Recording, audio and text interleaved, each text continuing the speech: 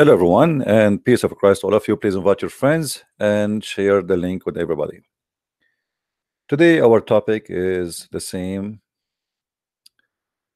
as always we do. We try our best to explain to Muslims that deception is not the way to make people believe, because sooner or later people will find out. You are not the only one in the internet, and you are not the only one who have a mouth, but you are the only one who promote his religion by lies, and that is your weakness. If you can convert somebody into Islam by telling the truth, then I think that will be a solid method to make somebody stay as a Muslim. But you will notice, after you make somebody convert to Islam, maybe a year or two, they will leave Islam and they will become enemies of Islam, because they will feel so angry for what happened to them. They've been deceived, they've been lied to, and they wasted years of their life worshiping false god and the bad man. His name is Muhammad. So I believe that the way the Muslims, they try to promote their cult, it is miraculous way to expose Islam. And I'm very thankful actually that the Muslims, they choose such a way to promote their cult, which will make it easier for us and for me to expose this cult. If Islam is a religion coming from the true God, then there is no need for anyone to promote false ideas. It's not there. Just in order to gain some people convert to Islam, but sooner or later he knew that they will learn the truth and they will leave. So what's the point of making somebody accepting such a cult? I will open my Skype soon so we can have an open challenge for the Muslims, so they might call us and convince us that Islam really is a religion which is coming from God. And I challenge you to do your best. And please, no Christian should call me. If you are a Christian and you call me now, I'm going to block you. Not only I'm not going to answer you, because simply you are not listening and you are disturbing our program. My Skype right now is open, and we welcome any Abdul who have knowledge to call us and to prove to us anything the Muslim they claim about what it's called miraculous Quran. You see, I saw many websites, I saw tons of articles, millions, and each time I read those articles, I laugh. I laugh at two things. First, I laugh at the devil, because the devil, he could not even hire smart ones to defend him.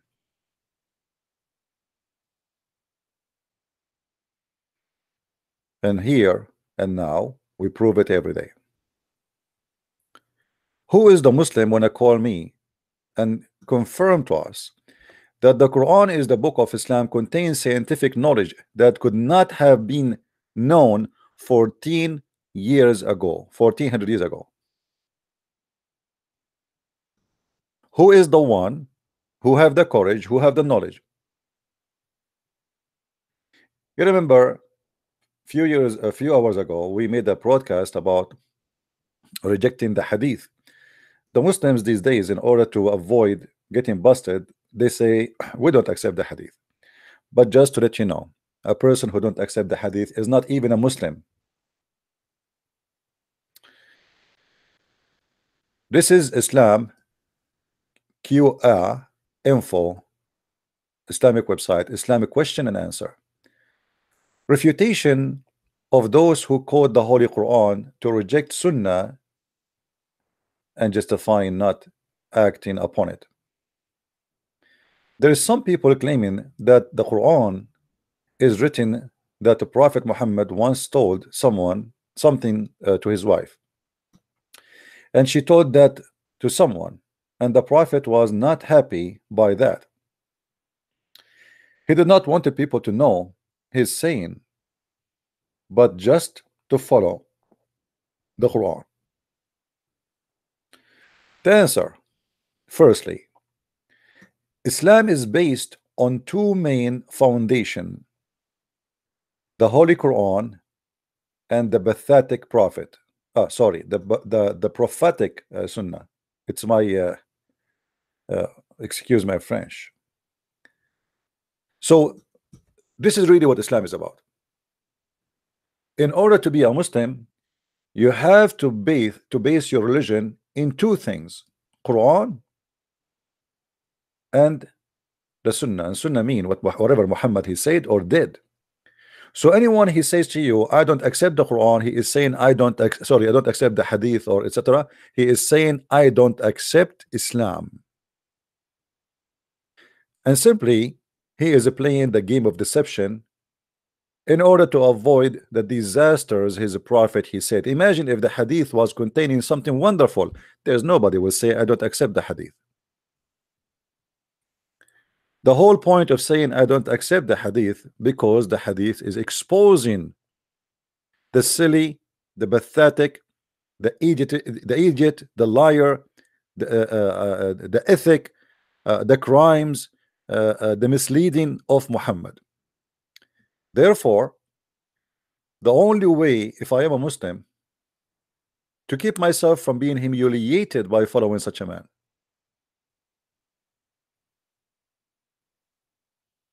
Ustaz responding to you in the show. Who is Ustaz? This guy, he do not know even two words. If you want, he can call me. The Nigerian guy. Ustaz. And he called himself Ustaz. You know, the sign of a scumbag is the one who gave himself a title.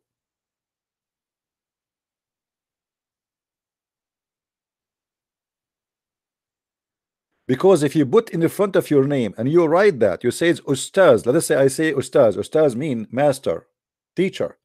So if I call myself teacher, that's him. That obviously this is not true, because the people should call you teacher, not you call yourself teacher.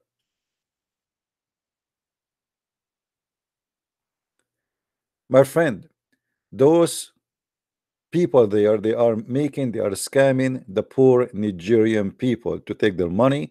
This guy, he have nothing to do in life, wearing a suit where people in Africa, they are dying from hunger, and he have a microphone and he's making himself Ustaz, but he cannot speak about two things. And the guy himself, he got himself busted. He said he agree with the Bible against the Quran, and Nasara are not people who Quran mentioned them as the Messiah says Ansari. He said they are coming from the word Nazareth, which means the Bible is saying the truth and Islam is a lie. All those who claim to be teachers these days, they are not. And here we go. I don't mind if you call me. If you like to call me, he can call me. All right. If you want to call, the stream is frozen. No, the stream is going fine. Okay, my friend, just refresh your page. Okay, what I can do, I mean, this is YouTube.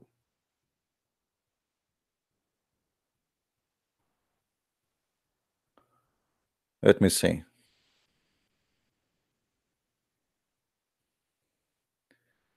So you don't hear me now?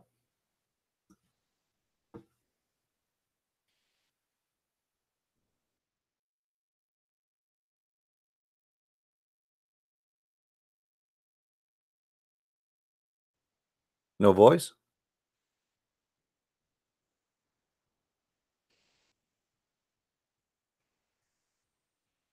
Mm.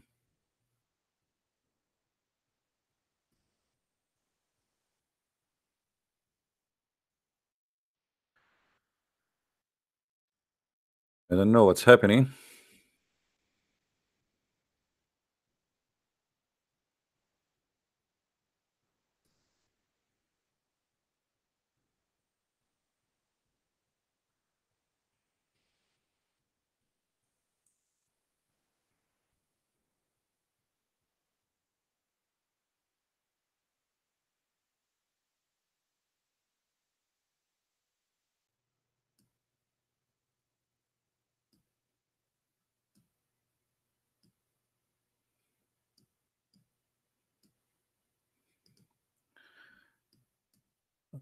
I hope the voice is coming now.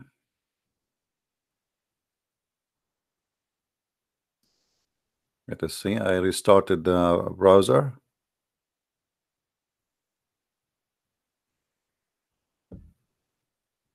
Is it all right now?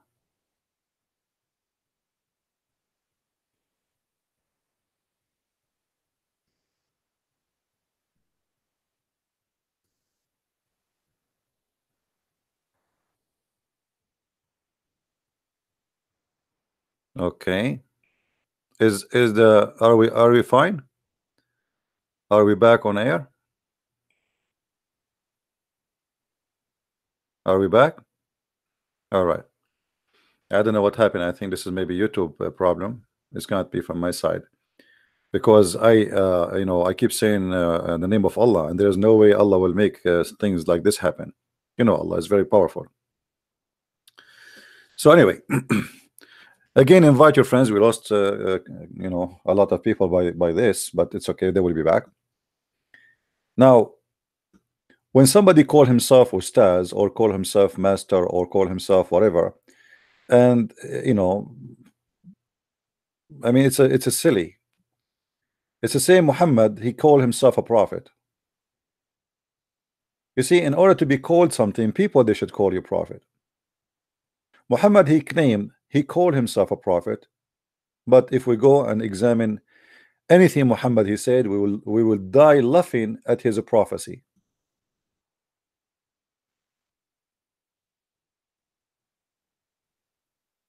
So here you notice that Islam is suffering, and because Islam is suffering badly, Muslims denied more than 80% of Islam, because Islam is actually in the Sunnah, not in the Quran. The Quran is an empty book. The Quran is nothing but a collection of stories, and they are useless in order to establish a religion. The Quran is a good book if you want to read a story about how Sulaiman he heard the ant, which is a funny story because ants don't talk, and you cannot hear their speeches because simply they are mute. The Quran is fine if you want to hear a story about Ali Baba and the 40 thief, the seven sleepers and their dog, the man with the two horn where he found the sunset. But what does this have to do with religion anyway? I mean, why even those stories are there? If I read the story about Suleiman, that he took a flying carpet and he fly from here to there, okay, what this will help Islam? I mean, where is the teaching about Allah in this? Why we are concentrating in this funny book about people but not about God? This is the book of God to teach me about God, but this book teach me nothing but fairy tale stories. A guy, a king, he take his army, he walk in the valley. The valley is called the valley of the ants. One of the ants, she said to the other ants, hide, otherwise so the man will crush you. What we learn from this story?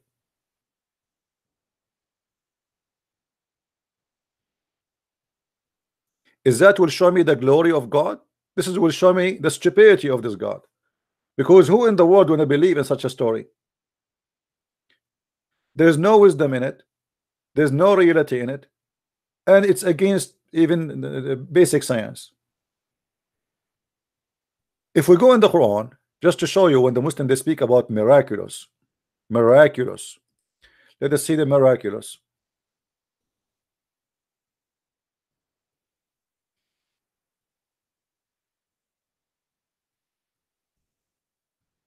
Let us see the miraculous and love.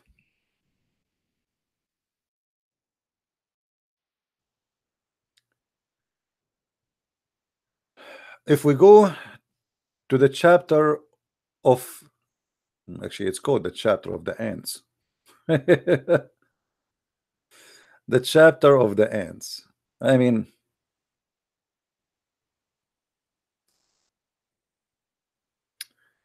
no comment. When they come to the valley of the ants, one of the ants said, here I have a very little tiny question to the Muslims. Why only one of the ants said? What about the rest of the ants?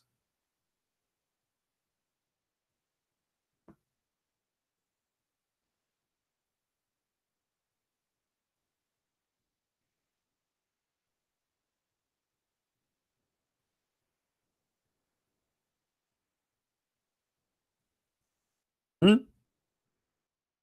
The valley of the ants, a valley full of ants. Solomon, he heard only one ant. Why? This is the only ant is using cell phone. This is the only ant was talking. This is the only ant she is allowed to speak in the name of the White House. Who is this ant who Suleiman he heard her? And why he heard one ant? And how in the world this ant she was able to be heard by Suleiman when ants don't talk? As you see, Suleiman he was amused at her speech. Ants communicate in two ways: chemical and vibration. They don't talk, they don't hear.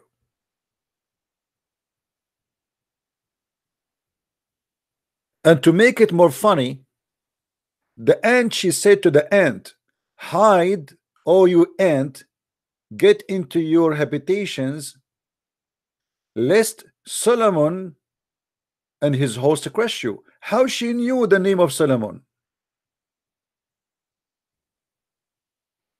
So for sure I have to say this is a miraculous Quran. It's a miracle. This ant must be a prophet of God too. She was inspired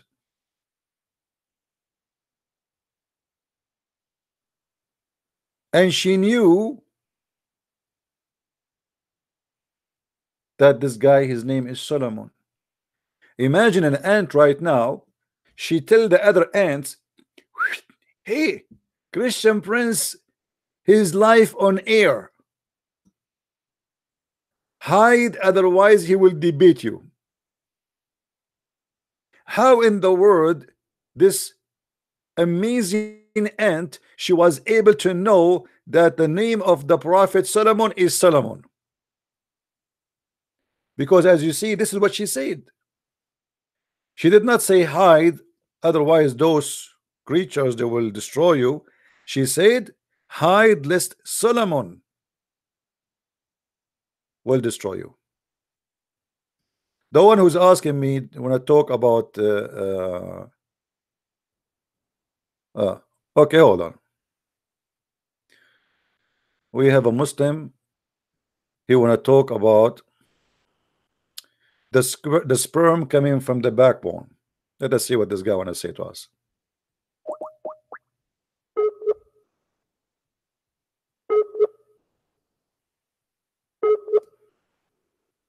Answer, Abdul. Well, internet is bad, so he want to debate me, but he don't have internet.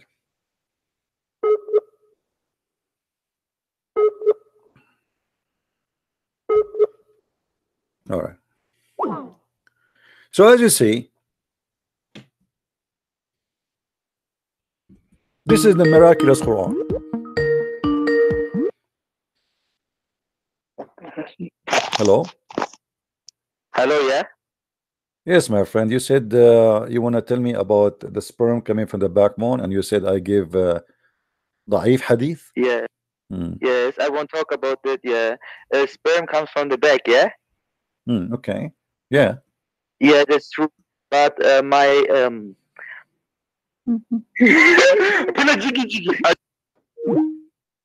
Stupid. Your mother, she must be a whore. She gave birth to you in the bar.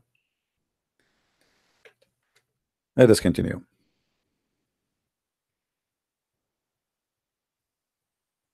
As you see, this is how trashy they are. Trashy, low class, they have no dignity, and obviously you are not coming from a good mother, otherwise she will not have such a son like you. The good tree give good fruits. You are a son of a poison tree. Both your parents, they are horrible and they did a very bad job. So keep doing what you are doing. You are just representing your family. I am control to the class option research papers. No.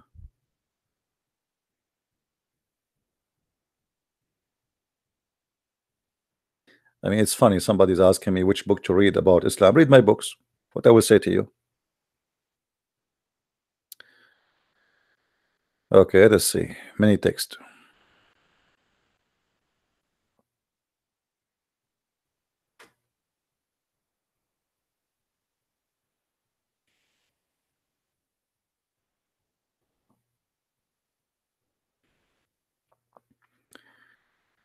Too many text, but none of them is useless. I mean, useful.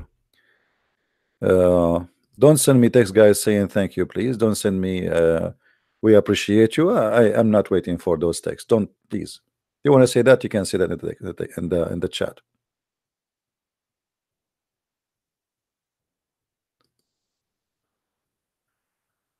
All right.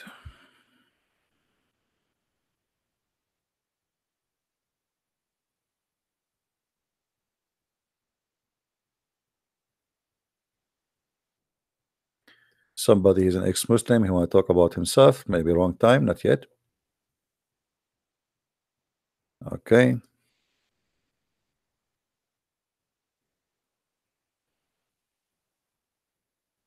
All right. So not even a single person from Skype is good to, you know, and I said many times, please don't send me tons of text. You are wasting my time and your time. I will not answer hello. I will not answer hi. I will not answer I appreciate you. I will not answer because simply if I answer everybody, I better close my program and just start saying hello, thank you very much, thank you very much, thank you very much. And then we will do the same as Muslims do. When a Muslim he enter a movie theater, he have to follow the tradition of his prophet to shake hands and say assalamu alaikum. By the time we finish shaking hands and say assalamu alaikum 3 times to each person, the movie will be over. So either people they stop sending me those messages, or I will stop using my Skype. Period. Because it is silly and it doesn't make sense. I put my Skype on air, or let us say online, so people they can see it, so they can call me, and that is the Muslims to debate me, not to receive hello, I appreciate you. If you appreciate what we do, copy the videos, share the link, post a comment, give a like, or you make your own channel. We continue. So when a Muslim he tried to convince us that he have a miraculous book, how this miraculous book convincing will function? In which way? How? Where we can bring this from? Who is a Muslim? He want to show us the miraculous book.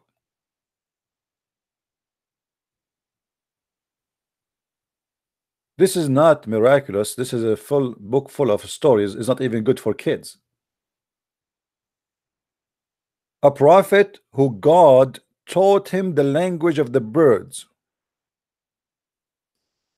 The language of what? The bird. Okay, he taught him the language of the birds. So how he understand the language of the ants?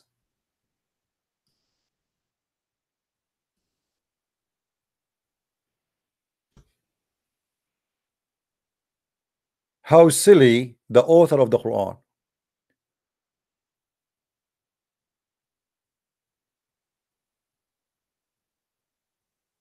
Imagine I say that I learned the language of the chicken, and then I say to you, I heard the crocodile saying something.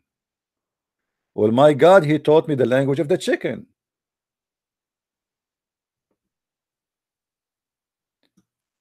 How silly, how stupid the author of the Quran.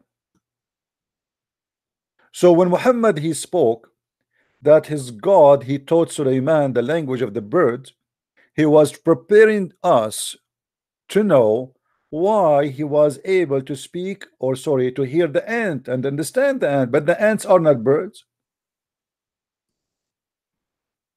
Are they?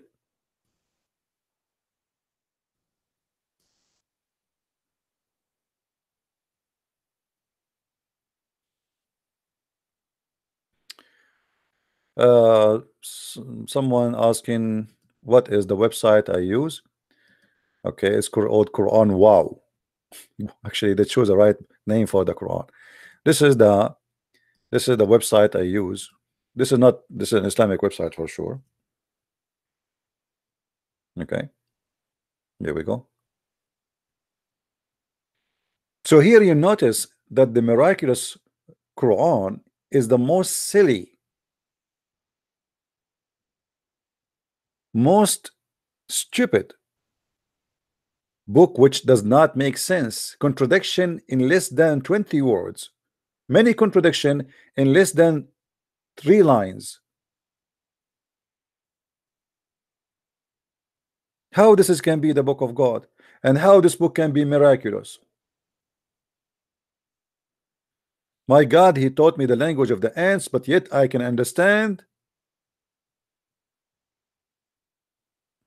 Sorry, he taught me the language of the birds, but I understand the ants.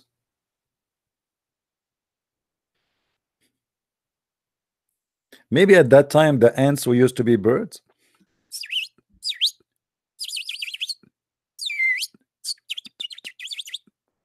This is the ant talking.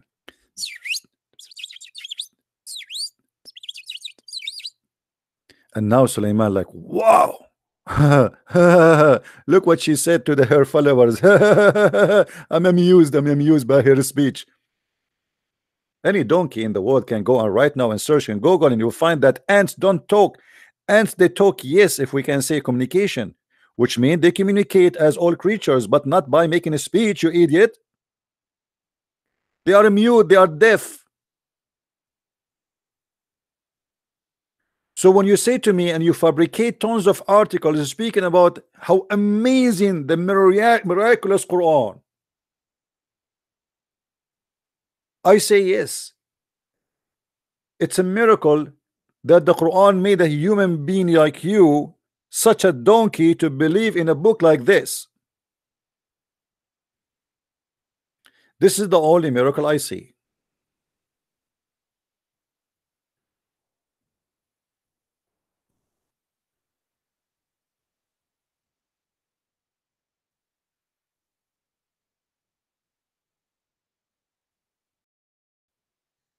Any Muslim would like to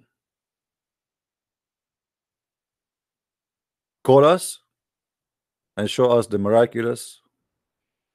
I don't want to call Zakir Naik, because Zakir Naik, he will explain this and he will refute me.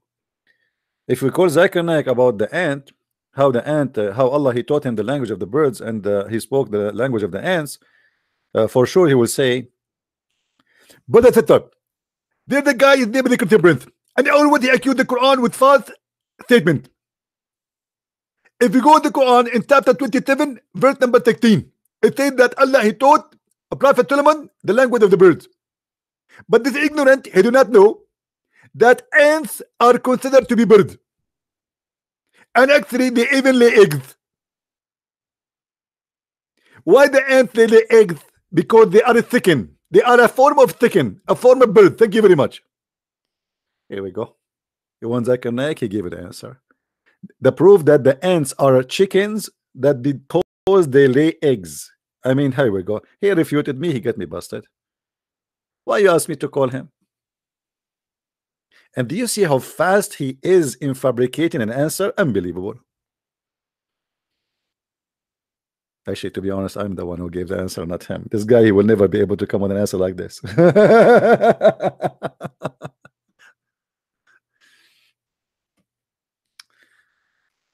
Do we have any Abdul? Anyone? Any half one? Any quarter one? Your scholars are jokers, they are comedian, they are silly, they are stupid, and they are good for, you know, I know they are good for what. And the funny, they live like kings. You see this guy Zakir Naik, he lived literally like a king.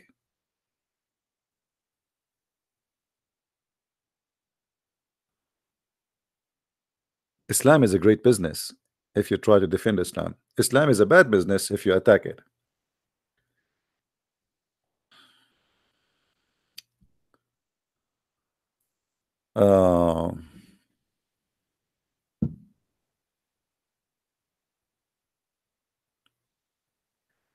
Do we have any Abdul?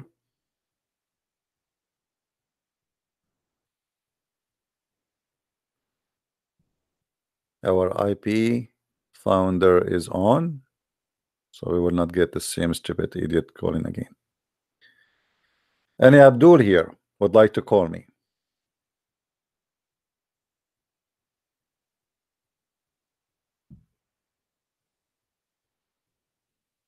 Anyone? Any half one? Now, if we go to the Muslim website where they post for us all those miracles, and they are assuming that all of us are a bunch of ignorants and we do not know how to refute this. The speed of light. Let us start from the first one. The Quran spoke about the speed of light. Are you sure? Let us see. The speed of the angels turned out to be the known speed of light. That's man, this is the speed of the angels turned to be the speed of the light. Why? How? Let us read together. Quran chapter 32 verse number 5. Allah rules the cosmic. Cosmic? Does it say really cosmic? What cosmic? Let it go, let it go. You change the translator, you will find there's no cosmic there, but let it go, let it go. Affair from the heaven to the earth. Then this affair traveled to him a distance in one day, at a measure of 1,000 years of what you count. Hold on. Hold on. I want to go with the Muslim theory before we go and discuss the speed of light. Just to show you how stupid the Quran is. But the problem is, people when they read, they don't use their brain. They just read. I mean, text, like, you know, there's some people, they lined words up together. They don't read, they line them up. I'll explain to you what the Muslims just did to themselves. And I have to use my artistic skills. Forgive me for doing that. As long as the Muslims agree that there is a distance we can reach where we can find Allah, because they said that the angels take a distance, or guys, you lost me. Do you see my screen, guys? Before you ask me if you are, if the why it's not coming, refresh your page if your page is not working. Guys, am I heard? Is my screen showing? Okay. So before you text me, please just refresh the page, see if it is you, or ask people in the text. Don't ask me, is it me only? Ask people in the text, is it me, guys, only? I don't see him. Why do you want to ask me? Here we go. We made everybody now say the same words just to know if this is true or not. Text in the chat, ask, guys, I don't see him, is it working for you? They will answer you. Now, as long as the Muslims, they say that the angels, they reach to Allah in a distance which is equal to one day to Allah, which is 1,000 years for us. That's mean. And I want the Muslims to try to use their brain for once in their lifetime if they have a brain. So here is the angels.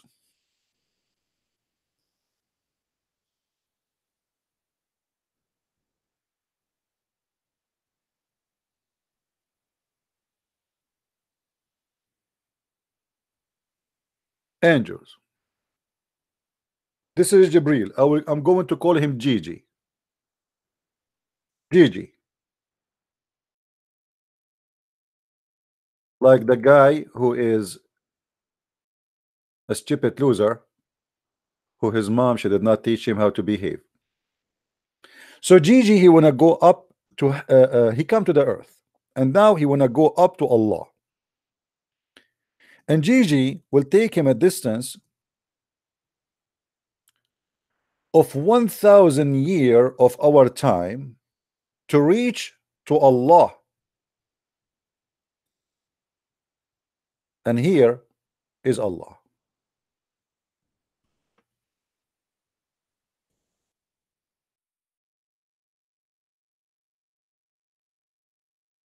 Allah, the moon god.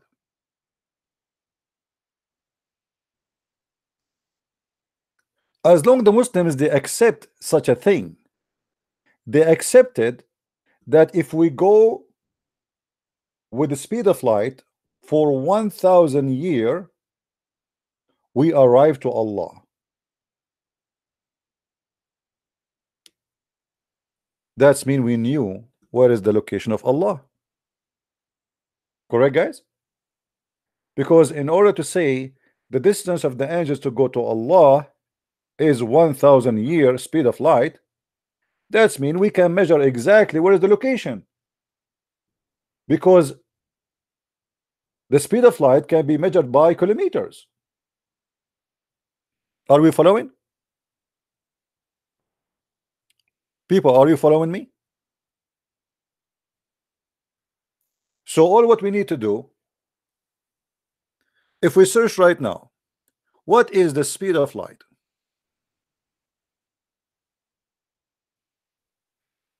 Speed of light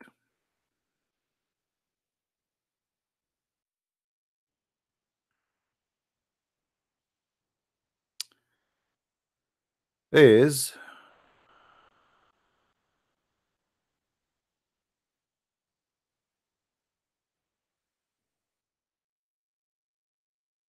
let's use kilometer. This is the speed of light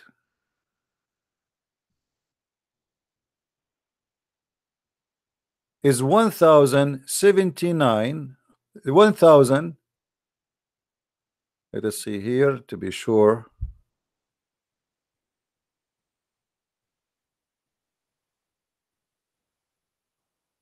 Okay, hold on. I'm just looking in the internet. For me, I'm not a scientist. So the speed of light is 300,000 kilometers a second. 300,000 kilometers a second. So if we x that, like this is need a mathematic to see how many a day. Let us see speed of light in 1 day. We can find an answer. How fast the light travel. But anyway, the idea is very simple. As long we knew the speed of light and how much it can pass as a distance, then we knew already where Allah is located. And that's mean Allah is located in a fixed place. In a fixed place. In order for this Allah to be located in a fixed place, he have to be a fixed person. Correct? And that's mean that Allah is a physical being in a physical place, in a physical distance, is a physical location. Which mean Allah is not everywhere. Which mean he is limited, he is content, he is located.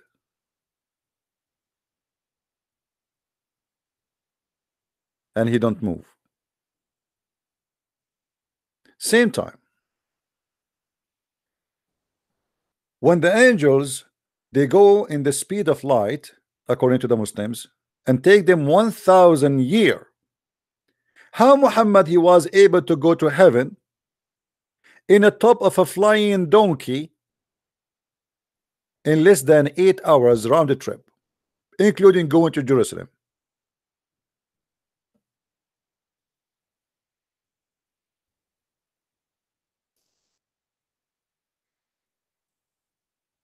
$1,000 years will take the angels just to go up. To go down again is another 1,000 years. So 1,000 years to go up, 1,000 years to go down. That the total of 2,000 years. Yet Muhammad he claimed he went to Allah in the top of a donkey, and he was able to go there in less than 8 hours and come back. And his way, he did not even stop in Mecca. When he was coming back, he stopped in Jerusalem supposedly. So here we find that Muslims, they are trying to create from fictions what something they can use as science. Now we go back to the article so we can laugh more.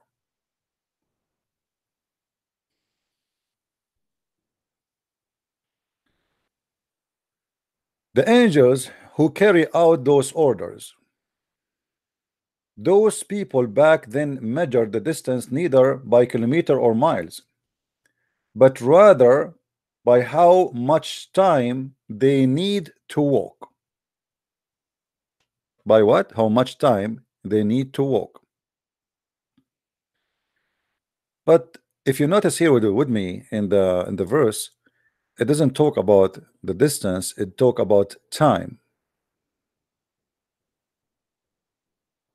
Or what it's saying that it take 1,000 years of our counting for the angels to go down to go to Allah, which is 1 day for Allah. And here we have another problem.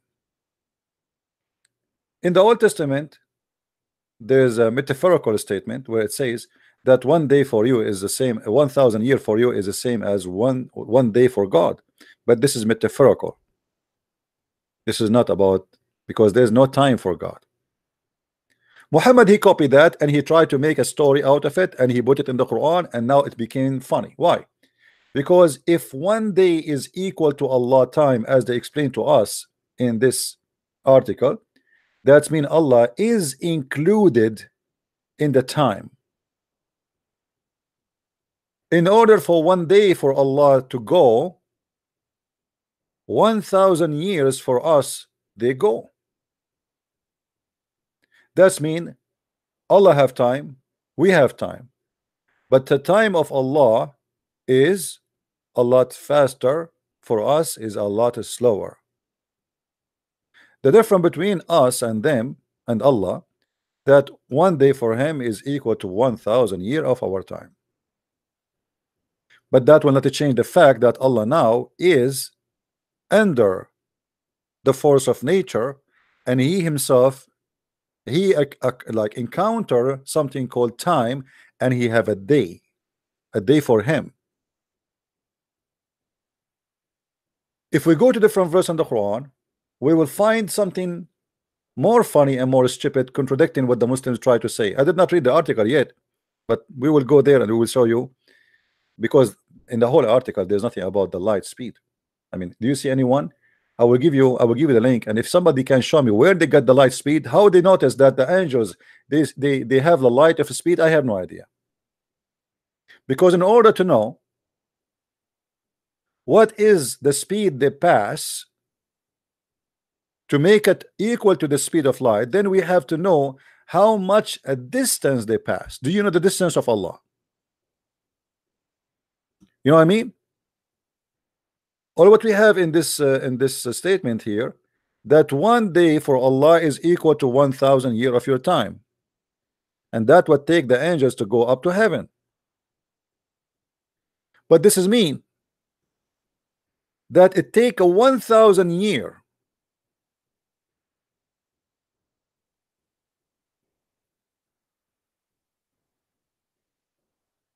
for the light of Allah, if he is light, to come to us, which mean if Allah he sent his light, or a light came from the location of Allah, is going to take 1,000 years before this light arrived to us.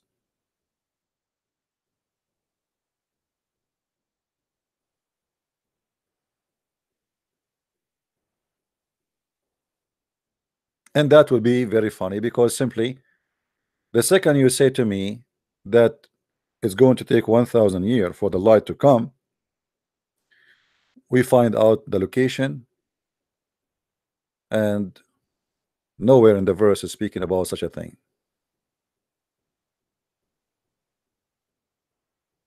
If we go to different verse in the Quran, we will find a contradiction.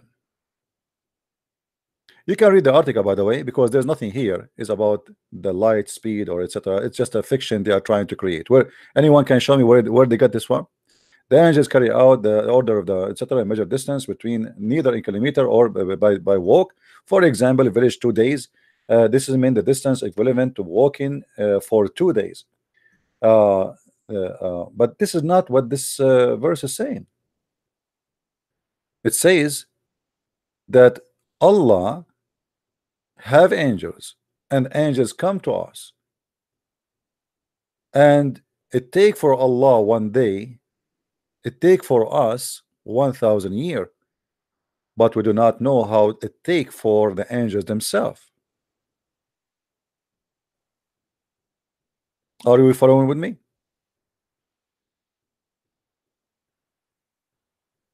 According to science,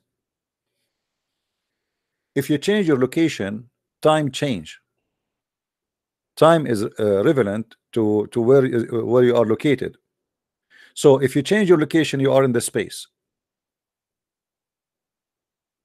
1 year in the earth, it might be maybe 4 years in different place, or 5 years, depend where are you. Time is not the same. Here Allah is fixed in his place, we are fixed in our place. The one is moving is the angels,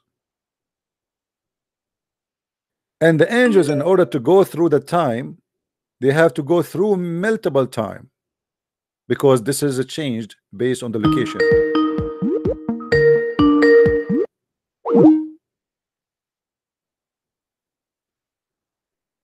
Time change based on the location.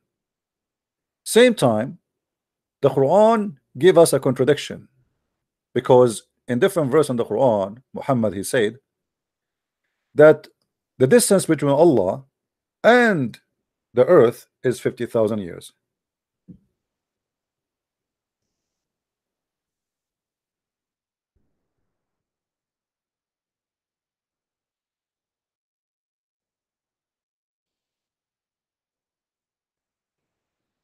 In chapter 70, verse number 4, it says, the angels and the spirit.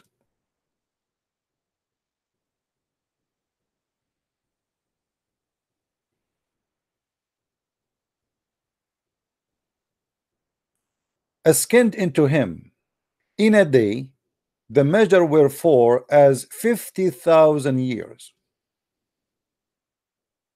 Okay, so what happened now? Did Allah change his location? This is the same angels, and this is the measurement of 50,000 years of our time. Our time is still the same. So now we have two chapters, one saying that the angels go to Allah and take them 1,000 years to go there, and one it says 50,000 years. In order for the Muslim to solve this issue, they say this verse here is speaking about the judgment day. It doesn't matter, because judgment day or today is no different. Why is going to take them 50,000 years? What, they are out of gas? You told us that the angels they go in the speed of light, and it take them 1,000 years to go to Allah. So what happened now? Why it became 50,000 years? They lost their speed. The angels are out of gas. Their light is damaged. Maybe the light is going through the bullets or through the walls.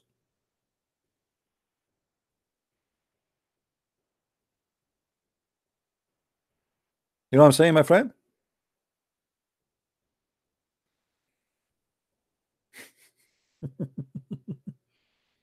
Here we go, the speed of the light. So why the Muslim they choose that verse to say this about the speed of light, not this one, where none of them is speaking about light? Why Allah don't say, well, look, this is the speed of light? Can't he say that? We go back to the article and laugh again at more contradictions.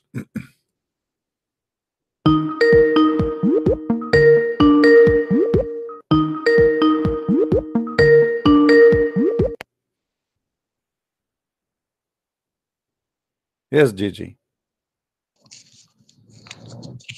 Hello, can you hear me? Oh, this is not Gigi. Oh, well, yes, I hear you. Yes, I want to reject Islam. You want to reject Islam? Yes, I want to reject Islam. Why you want to reject Islam? I want to reject the version that ISIS uses to spread evil throughout the world. This is Kenny Boner, right? I want to. How are you, Kenny? How are you? Version. How are you, Kenny? I want to reject the version that. How are you, Kenny? How are you, Kenny? How are you? People like you used. Did you buy my books or not yet? To paint an ugly picture of Islam with broad strokes of your brush. So let me ask you. You said you reject Islam, which is ISIS Islam, correct? Yeah, in the version that you try to paint. Okay. A picture of. Well, isn't it ISIS Islam in the Quran? No, sir, it isn't. Do you want to take a challenge? What I want to do is I want to reject Islam that ISIS uses and the Islam that Islamophobes use. Okay. Where you try to hijack Islam. Let me ask you. Let us see. What name for me one thing ISIS did is not Islamic. Well, anytime you oppress people, if you kill people unjustly and you destroy. What unjustly mean? Tell me how you kill people justly. Tell me how you can kill people justly. So you are saying to me your prophet, he killed people but justly, right? Only in self-defense, absolutely. Only in self-defense. Okay. Let us see. So if someone is killing, all right. Okay. Let's see. Only in self-defense. Okay. Isn't it your prophet who said, "I've been ordered"? Isn't it your prophet? He said, "I've been ordered to kill all mankind until they convert to Islam or they die."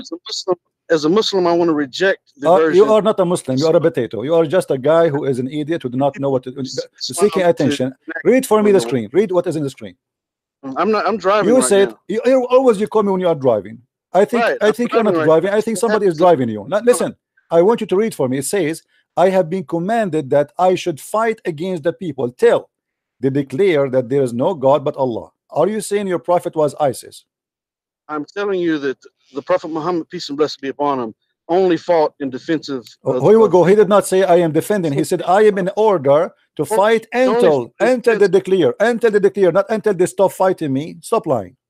Right, until the oppressors stop fighting. Right. He said until you declare, not at the oppressor. Read with me. He said until they declare no God but Allah, and when they do, perforce there's no God but Allah, and their blood and their righteousness are granted protection from in my behalf. Which means if you don't say Allah is God and you don't say Shahada, Muhammad will take not only your life, will take your money. Well, let's put this in the reality. Okay, so there were many people that were fought against the Muslims that actually become Muslim, right? And so your opportunity to do so is not too late until the day of judgment. You are not answering. You see, you are a potato. No, I am. Answer what I showed you. Answer what I showed you. Did your prophet said, "I've been commanded to kill all mankind until they say Islam is the only religion"? Yes or no? Was sent as a mercy to all of mankind. What mercy? Okay, answer me. Why you don't answer? I showed you what your prophet said. I want you to answer that. Go ahead. The Prophet Muhammad, peace and blessings be upon him, instructed the Muslims to fight only in just cause. That means against oppression. This is just call. Just call. Anyone who rejects Islam, anyone who rejects Islam is in war with Allah. Anyone who rejects Islam. There were many people around the Prophet and the Sahaba, peace and blessings be upon them, that rejected Islam. He killed them all. all who reject Islam, either they are killed or you are a liar. Okay, let me ask you, why there's no Christian, why there's no Christians, no Jews left in the Arabian Peninsula? There are Christians and Jews in the Arabian Peninsula. Who is the donkey who said that to you? Look, if you don't know facts, I can't, I'm not going to debate it with you about. You know the facts. Okay, so you are saying to me your prophet is a liar, because your prophet said, read the hadith with me. It says, I will expel the Jews and the Christians from the Arabian Peninsula. Fighting and oppressing the Muslims. Don't stop lying. No, he said, I will expel the Jews and the Christians from the Arabian Peninsula, and I will not leave any but Muslims. The ones that were oppressing the Muslims. Abdul, you are a big fat potato. Read the hadith. Show me where it says only those who fight. He says, I will expel the Jews and the Christians from the Arabian Peninsula. And now in Saudi Arabia, there's 0 Christians, 0 Jews, 0 atheists, 0 gays, 0 lesbian. Correct?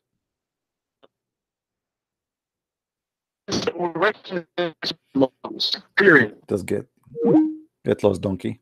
I have no time for stupidity. And don't call me again.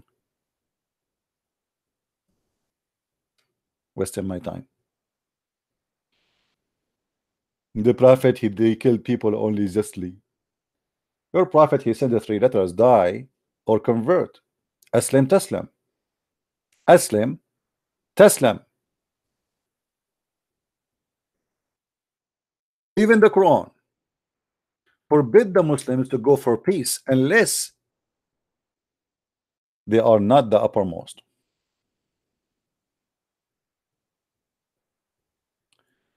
Let us see.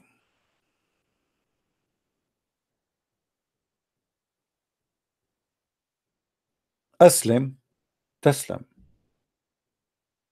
Enter Islam and you will be safe. Enter Islam. Okay, and if I enter Islam, what will happen? You will be safe. Do you see it?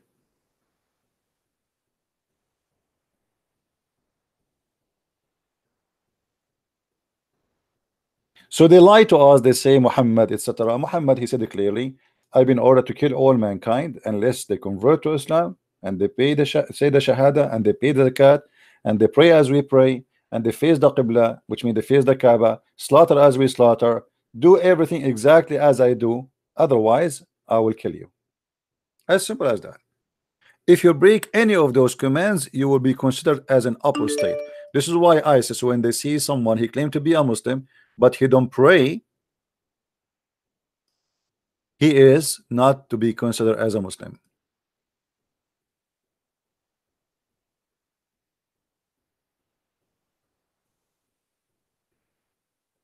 And look who is somebody telling me this is Kenny Boomer, the American convert. Don't fall into his lies. You want to teach me who to convert to who Mr. Dan? You want to tell me who is the one? I mean, what about you take my place and tell me what to talk to, how to talk to people?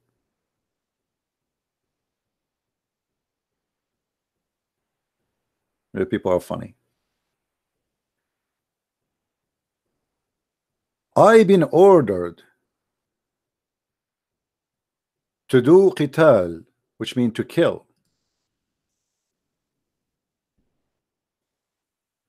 Let us see the command of the prophet.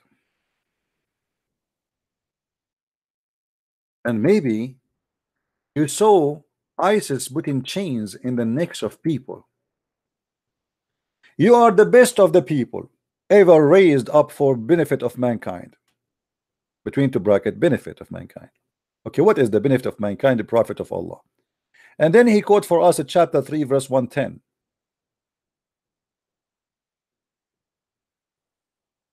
The best for mankind are those who bring them. Bring who? Bring mankind. And with the chains around their necks till they embrace Islam. That is Islam. So the prophet, he fight only those who fight. When he says the best of mankind is those who go and bring people with the chains around their neck. All people. The benefit of mankind. Who is the ones that target to bring them with the chains? Mankind. In order to do what? Just to make them agree that Muhammad is a prophet. This man, he subdued all manpower to worship him and make himself equal to God. So he make hundreds of millions of idiots to go for war for one target, to surrender to Muhammad, who is dead in the ground, and he is a dust, and he smelled like poo-poo when he died. And yet you will see a scumbag calling us and says, I reject the version of ISIS. Is this ISIS or this is your prophet? Are we making things up? Is that hadith is da'if? This is Sahih al-Bukhari. Da'if, brother, da'if. This is da'if, brother. I reject the hadith. It's da'if. Isn't it the Quran said that Allah he ordered to cut the necks and fingertips of the disbelievers? Isn't it the Quran says crucify them and cut their hands?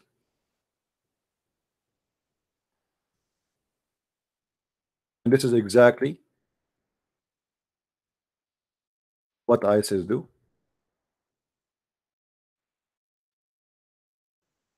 When you hear a verse like this saying the punishment of those who wage war against Allah, you think that they are really waging war. This is not about war. Go and read the story behind it. Nobody waged war. This is the punishment. There's a guy, he's a sheikh. He saw a dream. He saw a dream that Allah Messenger Muhammad, he came to him in the dream. And he said to him a few things. In less than 48 hours, he was arrested, taken to Sharia court, and now he is, he's facing more than 80 count of violation of Islam, just because he saw a dream. All of them goes under this verse, chapter 5, verse number 33. And now the Sharia law court asked him for cutting his hands and his feet and putting nails in his eyes as a punishment by crucifixion. Just for seeing a dream. What is the war? When somebody says to you war, and he is a Muslim, they are talking about you rejecting Islam. The second you are rejecting Islam, you are waging war against Allah.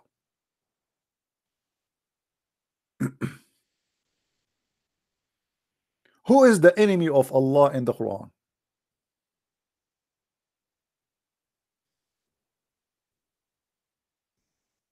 Anyone reject Allah?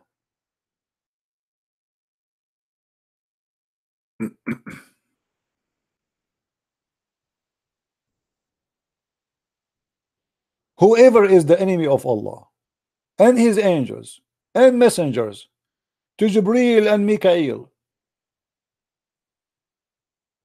Allah is the enemy of the kuffar. But you cannot have a war with Allah. We cannot kill Allah, supposedly. Simply, he doesn't exist. We cannot kill the angels if they are real. Oh, I forgot. You can. In the case of Moses,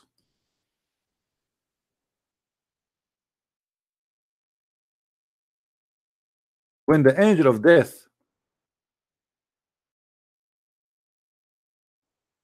came to Moses,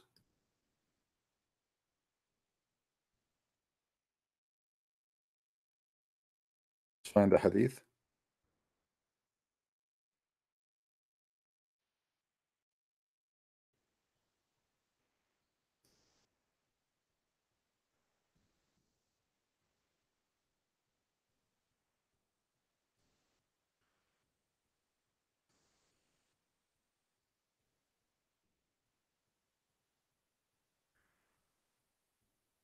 Hmm.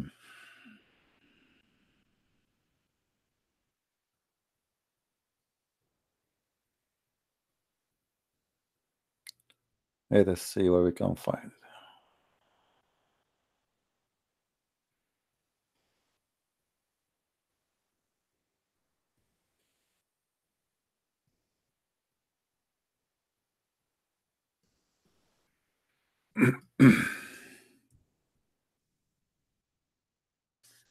Abu Huraira reported that the angel of death was sent to Moses, peace upon him, to inform him of his Lord summons.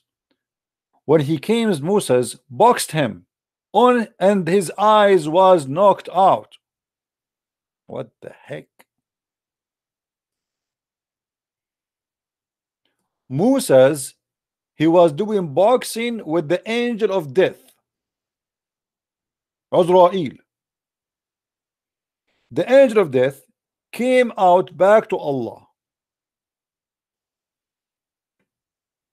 This is the miraculous Muhammad and the miraculous Quran and the miraculous stories of this cult. Watch and laugh. So the angel of death came back to Allah and he said, you send me to a servant who do not want to die. What the heck? This guy Musa, he don't want to die. Allah restored his eye in its proper place. Boing. The poor angel, he was coming inside the house of Allah and his eye is coming out like boing, boing, boing, boing, boing. And Allah, what happened to you? What happened to your eye, idiot? You know, this Musa's, he have, you know, a black belt. He knocked my eye and he took it out. And it, look, my eye is broken. And not only, actually, there's different hadith says he knocked his eyes and he broke his wing. So now the guy, he have one wing is broken. So he knocked his eye and he went to Allah, and Allah, he restored his eye back in the proper place, which is in his nose or between his eyebrows, and revived his eyesight. So how you say to us in the story which we are talking about, the speed of light, you are saying to us that the angel, they have the speed of light but they have eyes, and you're a prophet, he said they have wings. Jibreel specifically, he have 600 wings. Is that metaphorical or physical? Obviously it's physical. This cannot be metaphorical. Here we go. You see, he did destroy his eye, and this is Sahih hadith. Now Allah, he fixed his eyesight and he said to him, go back to him and tell him that if you want life, he must place his hand on the back of an ox. And he would be granted as many years of life as the numbers of the hair is covered by his hand. This is why, my friend, you want to have a big hand. If you have a small hand, you live less. Musa said, my Lord, what happened? Then he said, then you must court death. But notice with me here, the story is telling us that Muhammad is officially stupid. Why? Because if Moses can object the order of God and the command of God to die, and he beat the angel of death, that's mean all of us, we can do that.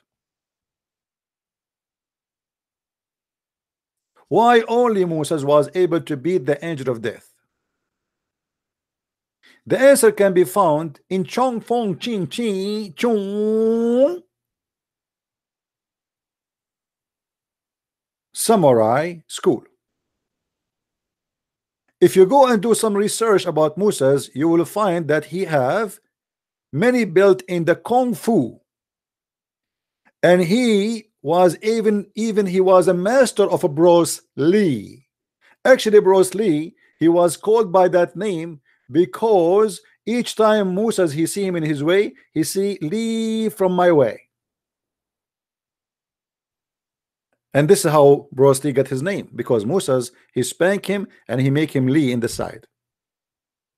So the people, they call him Bruce Lee, which is coming from the word Moses Lee, because Moses in the Chinese language come as Bruce Lee, you know. So so Musa's, he can beat the angel of death. Okay, I want to ask the Muslims here, why Musa don't beat the angel of death again and ask for more? Because as long Allah cannot kill him, as long he can kill the angel of death, as long Allah cannot accomplish death without the angel of death, and Musa's can beat the heck of the angel of death, why angels can kill Musa's even in the future?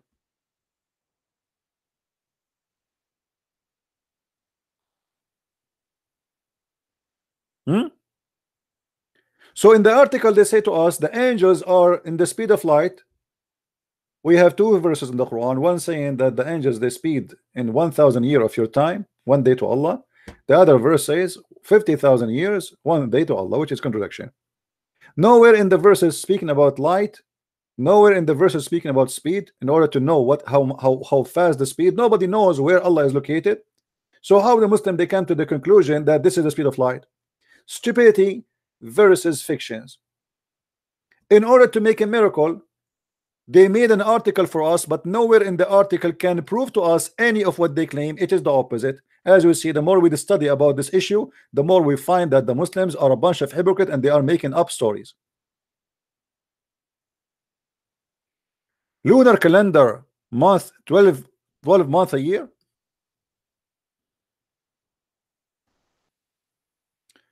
Read the article and love. By the way, why Allah he chose the 12 moon calendar a year? Isn't it this is a mistake?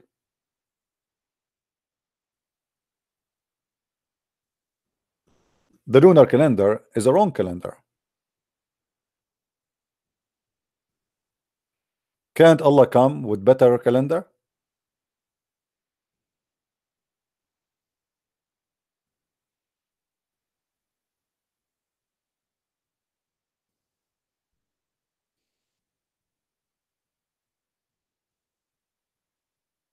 Anyone? And look what here they say, that Allah is saying, then God saying the angels travel in 1 day the same distance that the moon travel in 12,000 lunar. Where is that? They say to you, because in the Quran it says that the year for Allah is a 12 moon, but this is the year for you, you idiot, not for Allah.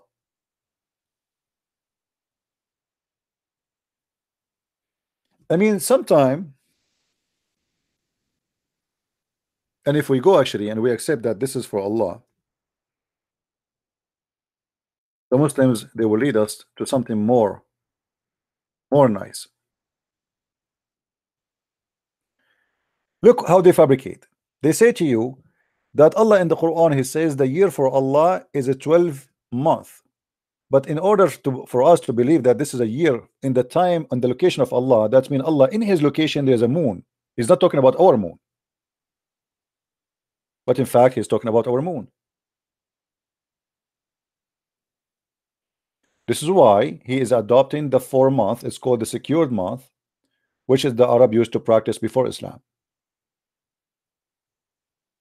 The number of the months in the sight of Allah is a 12 in a year. Which year? Our year. We can go and read the interpretation. So ordained by him the day he created the heaven and the earth.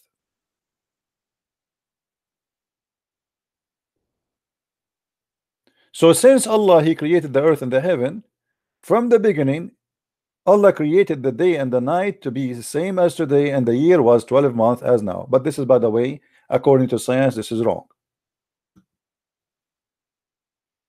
According to science, the earth does not have the same time as today. Yes, it have day and night, but the day and the night is not 24 hours like now, and in the future is not going to stay the same.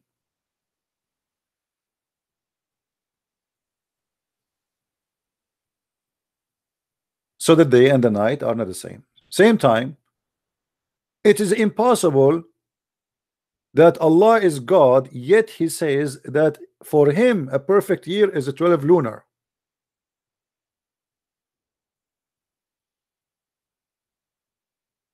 If you notice here,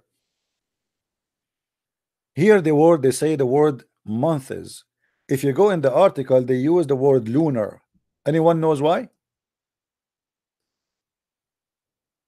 Why in the translation they did not use the word lunar? Here they have lunar. In the Quran translation, they use the word month. The word shahr is not an Arabic word. This is an Aramaic and a Hebrew word in the same time. Shahr mean moon. So when you say 12 shahr, you don't say 12 month, you are saying 12 moon. And that is additional proof that your God Allah is a fake God, because the lunar calendar, if this is the calendar of Allah, is a proven very easy to be a wrong calendar. This is why we have to fix it every few years. It's not complete.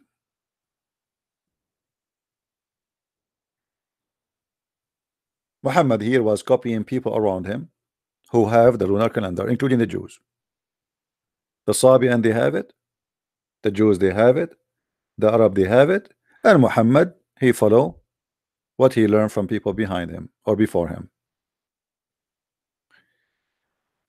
So in order to fabricate and to come with the speed of light, they have to make an article have nothing to do with reality, and it's far away from any truth.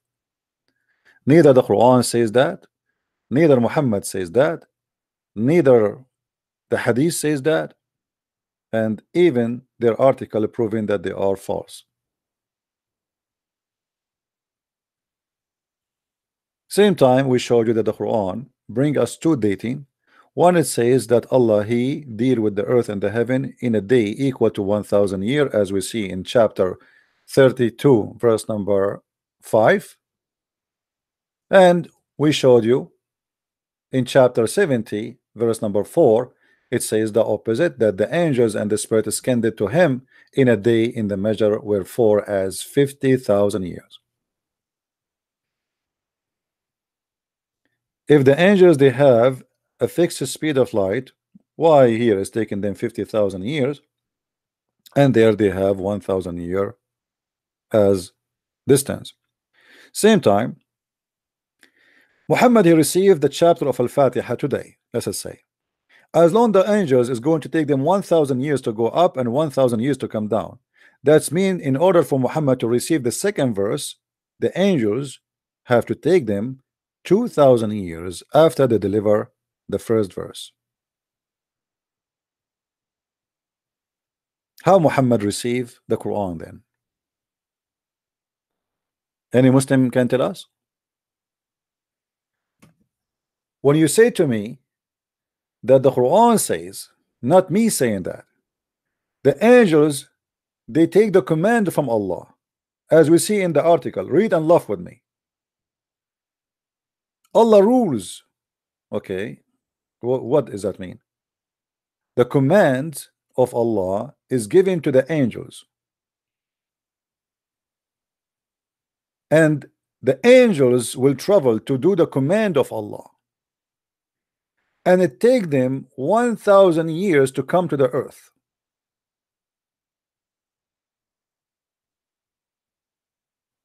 And by the way, here you will see in the translation they say in a distance of 1 day. In the verse in the Quran it doesn't say the word distance at all. That is a fabrication. Chapter 32 verse number 5. Let us change the translator from the article to the website we are using. 32:5.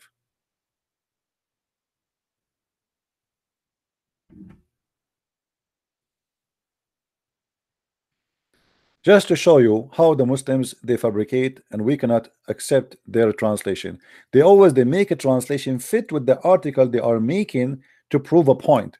So they add words to the translation to make it about distance, to make it about speed, to make it about things is not there. Here we go. This is verse number 5. Where is the distance? Here he add the word space. Even there's no space. The Arabic in front of us it says يدبر الأمر من السماء إلى الأرض ثم يعرج إليه في يوم كان مقداره 1000 سنة مما تعدون. He rules the affair from the heaven to the earth, which means from the direction is from the heaven down to the earth, and then they go back to him in a day which is equal to 1000 years of your time. That's it. Doesn't say anything about speed, doesn't say anything about distance, it doesn't say anything. All what it says that the angels, they go down to earth to do the command of Allah in one day for Allah, 1000 years for us. So here Muhammad, he received a verse from Allah. Why Muhammad he received a verse second day? If the angels they need 1000 years, 1000 years to go, 1000 years to come back.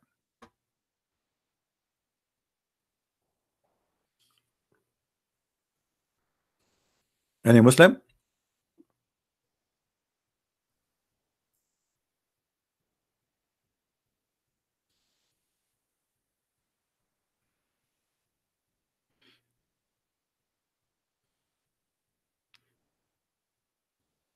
Hello? Who is a Muslim want to give us a call? So all what we see in the Muslim articles is a change of translation, change of interpretation, adding words to the Quran to make it scientifically look like. We change the translator, it says, he regulates the affair from the heaven to the earth, then shall its skin day to him in a day, the measure of it, which is 1000 years of your count. There's no distance, there's no speed, there's only time. And we cannot measure the speed unless we know two things at least. If we know the distance and we know the time, we can know the speed. If we know the speed and we know the distance, we can know the time, correct? I mean, it's a simple mathematics. But here all what we know is the time. How many of you is good in mathematics?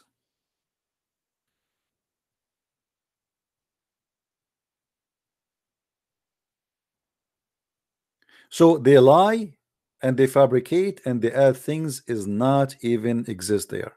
Let us see different fabricated miracle. Vision. Let us take one by one. Vision. A mysterious syndrome has been impairing astronauts' vision on the International Space Station, causing untreatable. Okay, all right, okay. I'm not going to read the whole article. You read it, guys. But let's go to the Quran. But 1400 years ago, the Quran said, if Allah opened wormhole, the Quran says Allah opened wormhole. Okay. Read the translation with me and laugh. Even if we Allah open upon them from the heaven a door, that they continued passing through, if they would say our sight is intoxicated, rather we have been bewitched.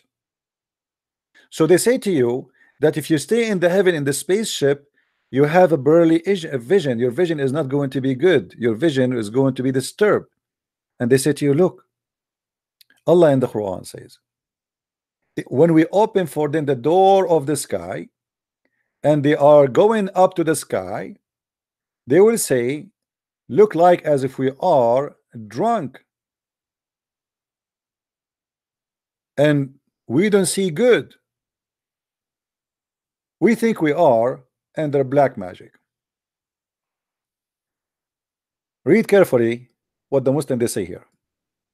Sakarat in Arabic mean getting drunk. Dizziness, nausea, and pearl of vision are common symptoms of getting drunk. Today we know that astronomers expire dozens and noses per vision. Okay, hold on. If we go to the Quran and see the verses they are talking about, and we try to find out what the verse is talking about, all of us, we will die laughing at the fiction of the Muslim try to create. Chapter 15, verse number 14 and 15. Let us go.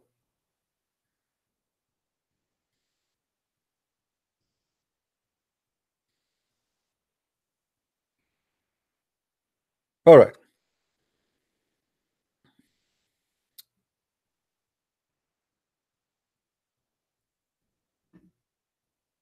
The same chapter they choose for us to speak about miraculous of pearly vision is speaking about something totally different. Read carefully with me, and I challenge any Muslim to say, I am lying. The one Allah is talking about is those who make fun of Islam, not those who go to heaven. Read carefully.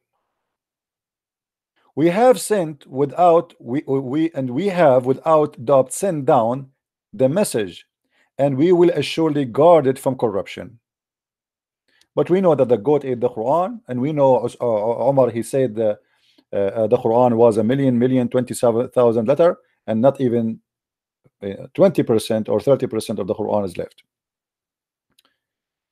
We did send messengers before thee amongst religious sect of old, but never came a messenger to them, but they mocked him. Even so we do let it creep into the heart of the sinners.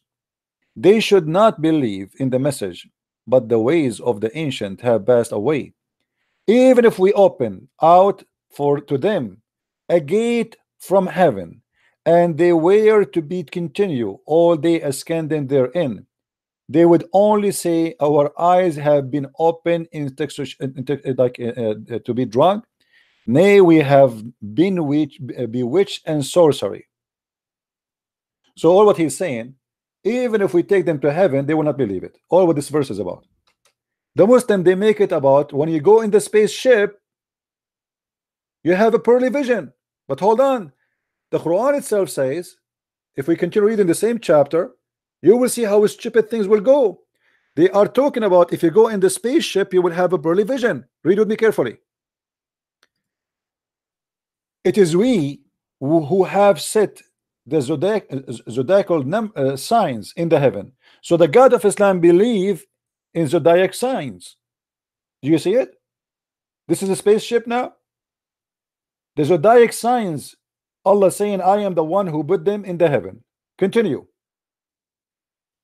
And we made them decoration for the beholder. So the God of Islam believe that the stars are decoration only,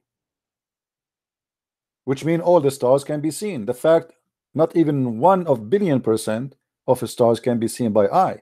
The rest are invisible for our eyes because they are too far. Then وَحَفَظْنَاهَا مِنْ كُلِّ شَيْطَانٍ رَجِيمٍ, and moreover we have guarded them from every cursed devil. Hold on, the Muslim, they were talking about spaceship going to the space, but the Quran says nobody can go there because the space is guarded. Shaitan cannot go there, and even a human being cannot go there.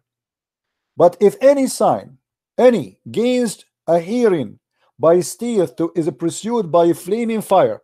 So if any shaitan try to go to the space, Allah will shoot him by a star. Do you see the science? If a shaitan, he tried to go to the space, Allah will shoot him by the fire. And that story can be confirmed in different verses in the Quran. Read carefully with me.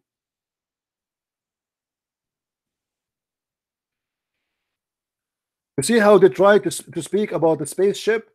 Allah protect the spaceship. Those who go in the space, they will have a they will have a pearly vision. In chapter 67, verse number 5, it says,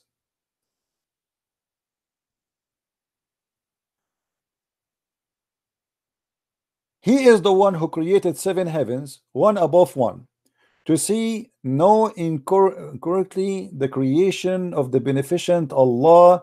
Then he look again, can we see the disorder? Then he turned back the eye again and again. Your look shall come back to you, confused while you are fatigued.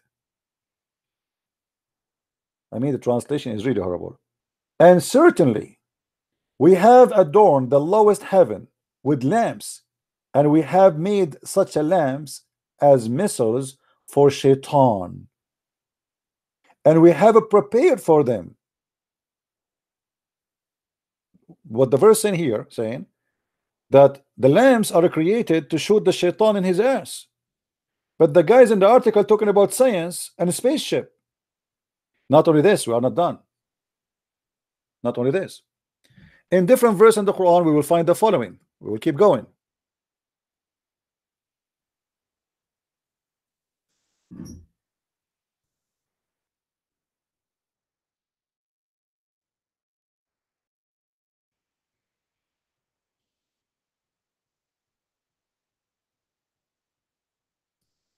The Lord of the heaven and the earth, and what is between them, the Lord of the east.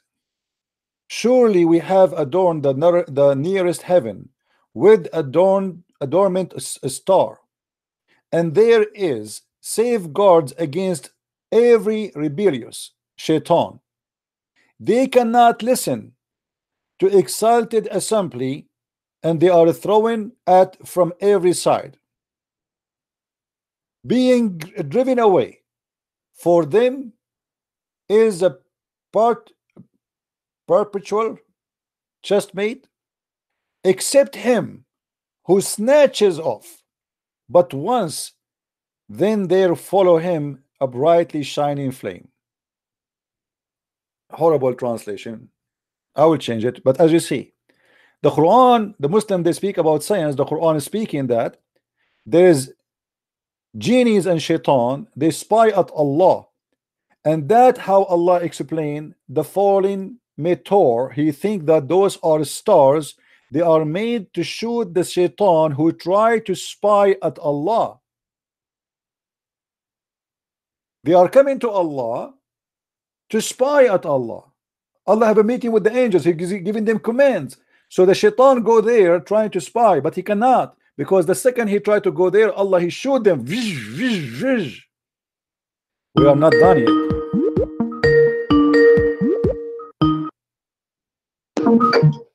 Hello? Hello, good evening. Yes, my friend. We hear you. Hello, yeah. My name is Ustaz Jama Degwa. All right, how I can help you?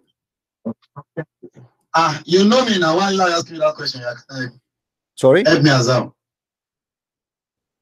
Don't you remember me? No, I do not know you. Who are you? Connected us together last week. I don't hear and you. We are unable to finish our discussion. I don't say again. What? I said last week I was connected to you. Oh, you are you the one who called himself Ustaz? By your first talk. Yeah. How are you, Ustaz? How are you doing? Why did you block my boy today? I blocked what? Latif. Hello? You blocked Latif Hassan. Because he's a kid. He said he don't accept the hadith. Do you accept the hadith or not?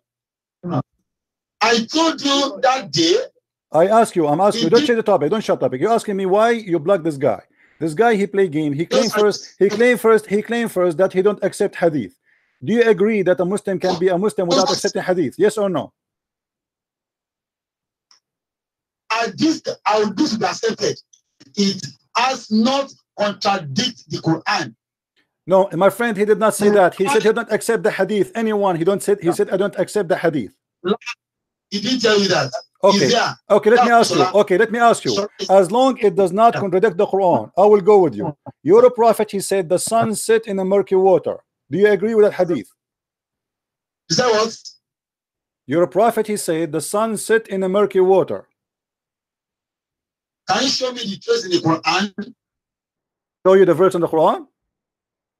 The traces of the Quran here. All right, no problem. Do you see my screen with me? No. Okay, no. chapter 18, verse number 86. Read it for us. I'm on YouTube. I'm on Facebook. All right, chapter 18, verse number 86. Chapter 18. Yes. Verse number what? Verse number what? 86. 86. 86.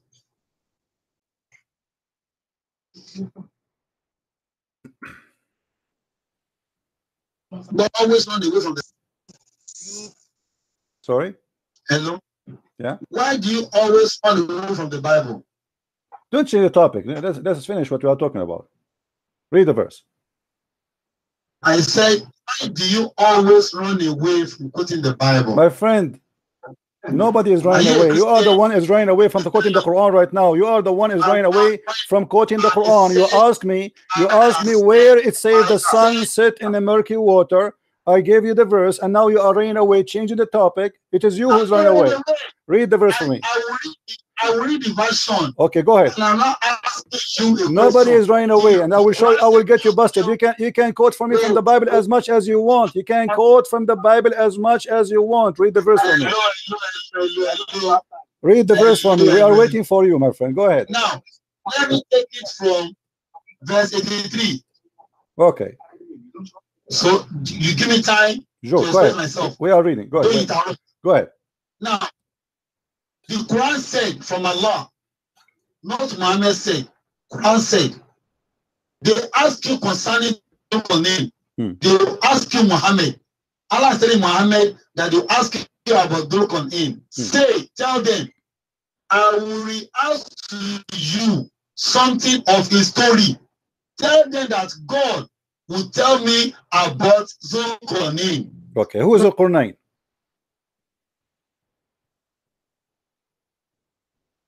Who is Al-Qurnayn?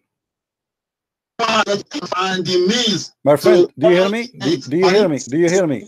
Who is Zul-Qurnayn? Who is this guy? Who is this guy? Before you continue, I'm letting you read. It's okay. We can stop for a second to tell me who is this guy first. Who is Zul-Qurnayn? Let me finish. Who is Zul-Qurnayn? If you don't mind. So you do not know who is Zul-Qurnayn? Is that the answer? Do you know who is Zul-Qurnayn, or you do not know? Let me read to the end, please. Okay, but you promised me you will tell me who is Zul-Qurnayn, right? I said, please. Okay, go ahead. Now said, surely we established his power on earth. Okay. And we gave him the ways, means to all ends. 85. One such way he followed. 86. Until he reached the setting of the sun, he found it set in a spring of murky water. Near it he found a people. We said, don't condemn. You have authority either to punish them or to treat them with kindness. He said, whoever does wrong, him shall we punish. Then shall he be sent back to his Lord, and he will punish him with a punishment unheard of before. But whoever believes and work righteousness, he shall have a goodly reward, and easy will be his task as we order it by our command. So what are you asking me? My friend, you are very funny. I asked you why your God, he said, I asked you where your God said the water sit in the murky water. So you read the whole chapter, and now you're asking me what I'm asking you. So I was asking you two questions now, because you are the one who started reading from verses. Let me tell you what I'm asking you. Don't cut me. You see, you asked me to let you finish, and now you said to me, what are you asking me? Let me tell you what I'm asking you. First of all, who is Zul-Qurnayn? Number two, how your God say that the sun sit in the murky water? The mic is yours. Who is Al-Qurnayn and how the sun sits in the murky water? Go ahead. Name is a messenger of God. Who is he? People. Who is he? So one day, yeah, a messenger of God. Who is he? Of Allah. Who is he? Where he was? What is his language? What is his location? What his name? Who is he? I don't know his location. Okay, do you know what Al-Qurnayn? Do you know what Al-Qurnayn mean? Do you know what Al-Qurnayn mean? Al-Qurnayn. Yeah, what Al-Qurnayn mean? Show me in the Quran the meaning. I'm asking you. You are the scholar. You call yourself Ustaz. So let us say I am a person from Nigeria. I'm a person from Nigeria, and you are the Ustaz. So if one of your students call you Mr. Ustaz, which means you claim to be a teacher, who is Zulqarnain and what Zulqarnain mean? What you will say to him? I've told you, Zulqarnain is a messenger of God. Who is he? Who is he? We got. He is a messenger of God. He in which nation? What language? What his name? Zulqarnain. Do you know what Zulqarnain mean? Meaning of what? What Zulqarnain meaning? The meaning in Arabic. What Zulqarnain mean? I don't know.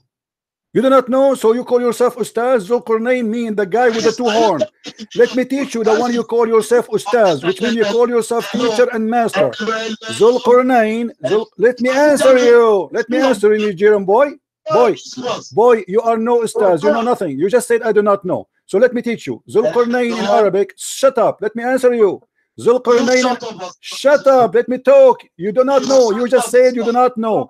Zulqarnain means let me talk, man. You don't act like a kid. You said you do not know. I know. Zulqarnain means the guy with the two horn. Why he was called the guy with the two horn? Do you know? Where is it in the Quran? It's in here in front of you. Zulqarnain. This is what Qurnain mean. The guy with the two horn. Where in the Quran written that the meaning? It's in the front of you, you idiot. This is what the word mean in Arabic. Zulqarnain. This is what Al-Qurnain mean. This is what Al-Qurnain mean. I said, where in the Quran you found the meaning of my friend, this is the Arabic word. The Qurnain mean two horn. Are you stupid or what? In Arabic, the word Qurnain. Don't tell me what is the meaning. This is what it says. The Quran says. The Quran says the guy with the two horns. This is not a name, you idiot. You see, you claim to be a teacher, but you are a certified liar. Al-Qurnain in Arabic. Okay, let me show you. If I show you. What Al-Qurnain mean? I'm asking you. You claim to be a teacher. What Al-Qurnain mean? From the Arab word. Yeah. And what the word mean? And what the word mean? Mean two horn, correct? Is it an Arab man? Yes. How do you decide? Otherwise, hold on. It is an Arabic word. I don't care what it's an Arab. Is an Arab man or not? The word is Zulqarnain, mean the guy with the two horn. Yes or no? Ibrahim is an Arabic word. Ibrahim. Abdul, listen, Abdul. I'm asking you now. I'm asking you. Shut up, you coward. Why Allah call him the guy with the two horn? Do you have an answer? I said you are a liar. Zulqarnain was never an Arab man. I am not saying he's an Arab. This is Alexander the Great, you idiot. This is Alexander the Great, you donkey. This is Alexander the Great. This is not an Arab. I am not saying he's an Arab. I am saying Zulqarnain is an Arabic word. Stop, donkey. Listen, donkey. Ustaz donkey. Listen, Zulqarnain. Okay, let me get you busted. What interpretation would you like me to read for you? What? Who? This idiot. I said, is Zulqarnain an Arab man? No, this is Alexander the Great. You telling me now Zulqarnain means man with two horns in Arab word? I said in Arabic the word Qurnain mean the guy. Zulqarnain mean the guy with the two horn. You are a liar. I am a liar. Okay, I challenge you. Which interpretation you like me to read for you? What interpretation you like me to read for you? Wikipedia is not an Arab word. I ask you, what is the interpretation you like me to read for you? So that you gave is lie. I'm asking Abdul, what's wrong with you? Why you are scared? What interpretation you like me? What interpretation you like me to read for you? Stop playing games. Hello. You don't even know what I was talking about. I asked a question. Is Zulkarnain an Arab man? He said, no. You are not given Arab meaning to what you don't even have. Abdul, is the Quran in Arabic or it's in the Greek? Is that what? Is the Quran written in Arabic or written in Greek? It's Arabic. Okay. Is Zulkarnain a name? Is Zulkarnain is a name or description? Is Zulkarnain, shut up. Is Zulkarnain, shut up. Is Zulkarnain a name or description? Shut up. Let me talk. Now, Zulkarnain is as, look at Abraham. Abraham was a Greek. Don't change the topic, Abdul. Don't change the topic. Is Zulkarnain a name? Is Zulkarnain a name or description? Is Zulkarnain a name or description? Zulkarnain was not an Arab man, and you know it. The name was coined from his original name to Arab man. So if you can get the original name of Zulkarnain. Okay, hold on. I want to ask you. You claim to be Ustaz. What is the reference of what you are saying? That Zulkarnain is the name of the guy. Thank you. I said Zulkarnain was coined from his original name, unlike Abraham. That's it. Abdul, when you mention something to me, I would like you to give me a reference. Where is the reference of what you just said? Can you give me a reference? Thank you. In the Bible or in the book of Moses, Abraham was a prophet of God. So, meaning of Abraham we know to the Hebrews. Ibrahim is the coined one in Arab world. Abraham was never an Arab man. Abdul, are you stupid or what? Why you are changing the topic? What Abraham have to do with our Qur'an? Stop being a liar. Let me get you busted. Let me get you busted. This is Tafsir at-Tabari. Everybody will laugh at you. You call me, you're asking your destiny to be destroyed. Here we go. This is, shut up, you idiot. This is Tafsir at-Tabari. Zulqarnain is a guy who is a guy with the two horns. Shut up, potato. Coward. Read with me and laugh. Big mouth. Coward. Listen, coward. If you want to talk to me, you should let me talk. If you will not let me talk, we cannot talk. Do you agree? Do you agree to let me talk or not? Do you agree to let me talk or not? This is Tafsir at-Tabari. This is Tafsir at-Tabari is going to show everybody that you are a certified donkey. Read it for me. I challenge you. I gave you the link. I gave you the link. It's in your Skype. Open it and read it. You do not know Arabic, you are a liar. And this is at-Tabari saying that Zulqarnain was given that description because they beat him twice in his head. Read it. Read it. Read it. Read it, you coward. Why you don't read it? Okay, read it for us. Read at-Tabari. No, read at-Tabari for me. Do you know how to read Arabic? Do you know how to read Arabic? Do you know how to read Arabic? My phone. Do you know how to read Arabic? I am on Facebook Live. I don't care. Do you know how to read Arabic? Read it. So that's why I said I can't see what I'm reading. Read the Tafsir at-Tabari for the verse. Read Tafsir at-Tabari. This is Tafsir at-Tabari. I don't allow Tafsir. Tafsir is the perception of the writer. Oh, so Tafsir, okay, let us make it clear. So you agree that the Muslim Tafsir, all of it agree with me, and you are the only one have his own Tafsir. And because that is the only, back then. So let me ask you, if there is one Tafsir agree with your donkey, is there is one Tafsir in the world agree with you, Mr. Donkey Ustaz? You are a fool. If there is one Tafsir agree with you, are you saying to me that all Muslim scholars agree with me, but not even one scholar agree with you? As written it as an understanding. I want you claim to be Ustaz. When somebody says he's Ustaz, he have to give reference. Okay, where you are giving me your interpretation? Are you giving me your own interpretation? Obviously, yes.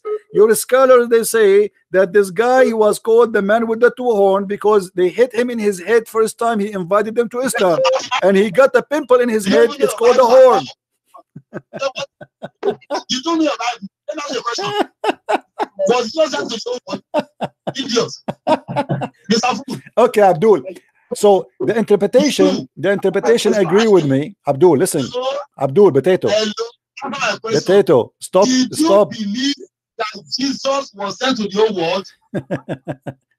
Get lost, donkey. Let your mama call me. And you say to me why I block them? Here we go. I will block you too. You don't let me talk. You don't change the topic. You are a coward. You are a potato. You do not know how to speak Arabic, and you don't agree with your scholars. And now you claim that you have your own interpretation, and you claim that Zulqarnain is a name, and not even a single Muslim in the world agree with that.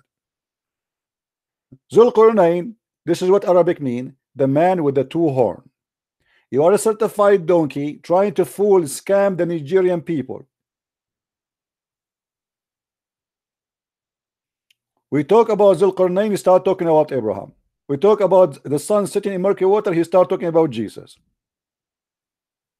Potato. So you say to me, why you block that idiot? He's idiot like you, liar like you. He said he don't accept the hadith. Not hadith contradict the Quran. And by the way, all the hadith contradict the Quran, because the Quran contradicts itself. However, if we show you a hadith not contradicting the Quran, you don't accept it. If we show you a hadith contradict the Quran, still you accept it. As an example, mut'ah. The Quran says you do mut'ah, the hadith says don't do mut'ah. You say to us you don't accept the hadith contradict the Quran.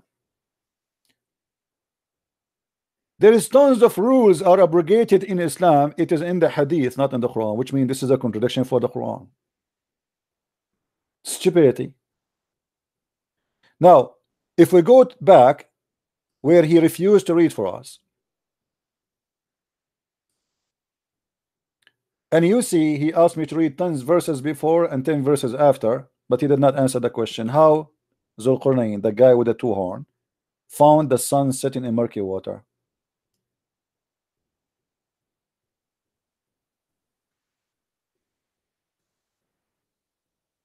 Do you see it? I mean, who cares even about the name of the Zulqarnain? But I'm not going to talk to you because you shout a lot. I noticed that those Nigerian Muslims, they have big mouth, they say nothing, they are foolish. They will not let you talk, and they are like a talking machine, blah blah blah blah blah, and they say things which is against their cult. When I say something, I show reference, I put it in the screen, everybody read with me.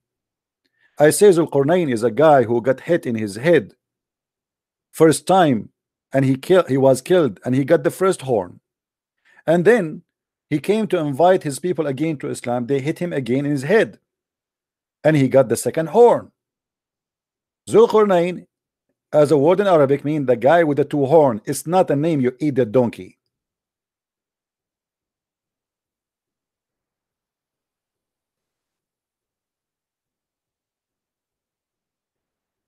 This is Tafsir al-Tabari. It says the following: جئتم تسألوني عن ذي القرنين وما تجدونه في كتبكم. كان شاب من الروم فجاء فبنى مدينة مصر الإسكندرية. You are coming to me to ask me about the guy with the two horn and what is in your books. He was a young man from the Roman, and he came and he built a city in Egypt. It's called Alexandria. And when he finished, an angel came to him, and he took him up to the sky, and he said to him, what do you see? He says, I see my city and many cities. And then he took him up more, and he said to him, what do you see? He says, I see my city. And then he took him up more. He said, what do you see? He say, I see the earth, and this is the ocean. And then he says, Allah, he sent me to you to teach the ignorant and to fix the knowledge.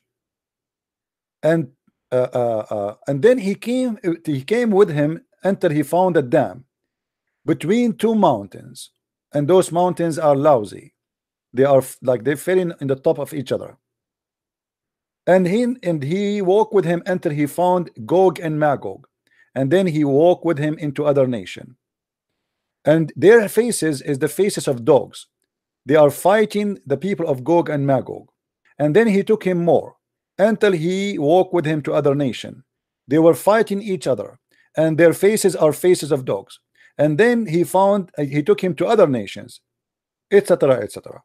So when we say something like this, we prove it. We don't make things up. You claim to be an ustaz. Ustaz mean master, teacher. Shame on you, self-claim. You do not know Arabic. You don't speak Arabic. You cannot read your own books, and you claim knowledge. We ask you a simple question: who is القرآني? You do not know.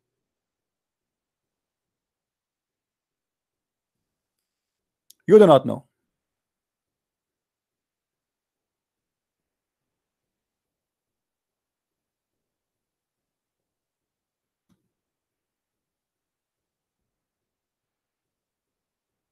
If I call this guy again, do you think, guys, he will give us the answer, or he will shout, scream non-stop? He will shout, scream. They will never answer, because he knew he have no knowledge.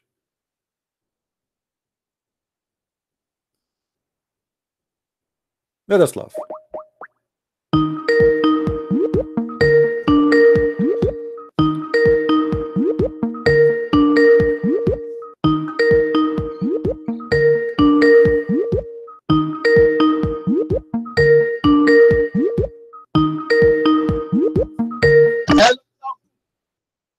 Did you hear the interpretation I was reading for you?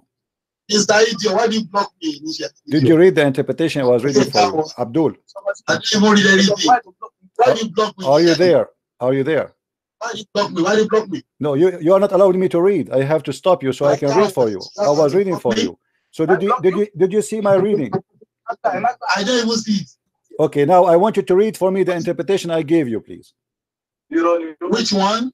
I gave it to you in Skype. Open the link and read it, please. I don't have it here. I'm not with my phone. You don't have Arabic in your phone, so do you know Arabic? I don't have my phone with me. Okay, I'm asking you. Do you know Arabic? Do you know, my friend? I'm asking you. Do you know Arabic? He hang up. He don't know Arabic. He is teaching Islam, and he claimed that he is a master in Islam, but he do not know Arabic. Let me call him again.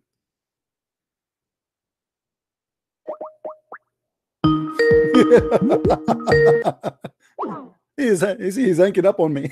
The second I said to him, do you know Arabic? Insist to know Arabic. He hang up, because this is very embarrassing. His guy, he is making himself equal to Zakir Naik. Zakir Naik do not know Arabic. Didat do not know Arabic, and this donkey do not know Arabic, and yet they claim to be scholars. How in the world you claim to be a scholar but you do not know Arabic? How you can read your books? And you see, now I am calling him, he is hanging up, the coward. Very embarrassing. See, he's hanging up.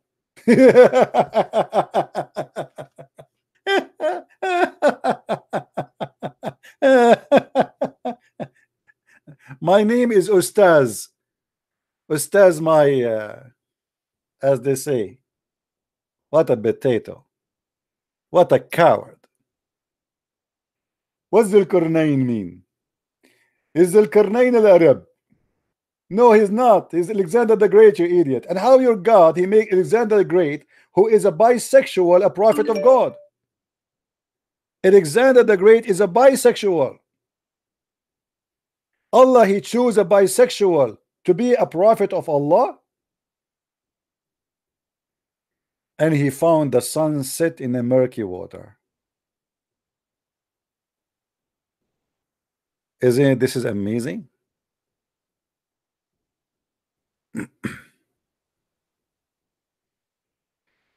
Let us see. We have some callers from Nigeria.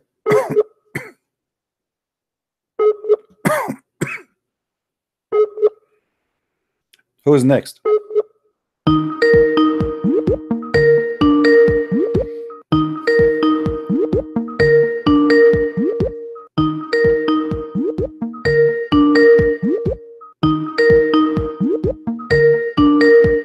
Okay, call me, Nigerian guy. You will see here in front of me, it says, حدثنا ابن حميد قال ثنا حكام blah blah blah blah blah blah blah blah. It says from. It says He ordered them to fear Allah. Zulqarnain, he ordered his people to fear Allah, and they did hit him in his head, in the side of his head, and they killed him. And then Allah, he made him come up again, and they did hit him in the other horn, and he died. This is why he was called the guy with the two horns. Here it says, فَدَعَ قَوْمَهُ إِلَى اللَّهِ. So he invited them to worship Allah. They hit him in his horn, and he died, and Allah brought him back again to life. And then he invited his people again to Allah, and they hit him again in his horn, and he died. And this is why he was called the guy with the two horns.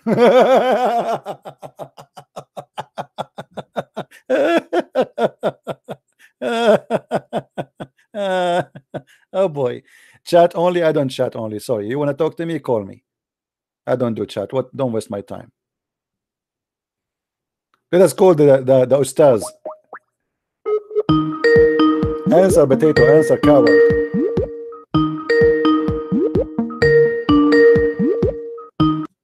He will not answer. See, that's it. He called me back. He thought maybe he can, you know, gambling. The guy he called me before, we made him shish kebab, and now he tried to retain the honor which was dismissed all over the floor. So he said, maybe if I call him now, maybe I can more lucky. But he noticed right away that he have no luck. He is being stupid. This is how they make money from you. They claim to be people of knowledge, but they cannot read 2 sentences from their book. What Zulqarnain mean? He do not know. He think it's a name, the idiot. He think it is a name. What a donkey you are. Now we go back to our topic. As you see, Zulqarnain, he found the sun sitting in murky water, while the Muslims in their article are speaking about the pearly vision. The Quran says that Allah it challenged mankind. Give him a chance.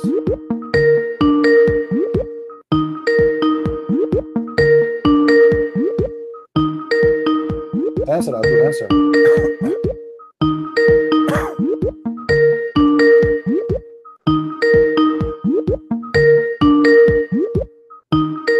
Answer, Allah will help you, come on.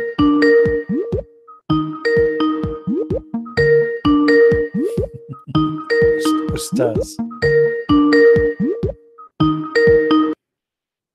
You will not answer. Potato. All right. So as you see, the Quran is full of garbage, and the Muslim, they try to say to us in the Quran, even speaking about when you go in this space, you will have difficulty with your vision. But this is not what the Quran is speaking about. The Quran was talking, if we try even to take them to heaven, they will say we are drunk, we don't believe it. Suddenly it became about spaceship when the Quran even challenged anyone to go to the space. Isn't it the Quran says none of you can go to the space? Isn't it Allah he challenged mankind and genie to go to the space?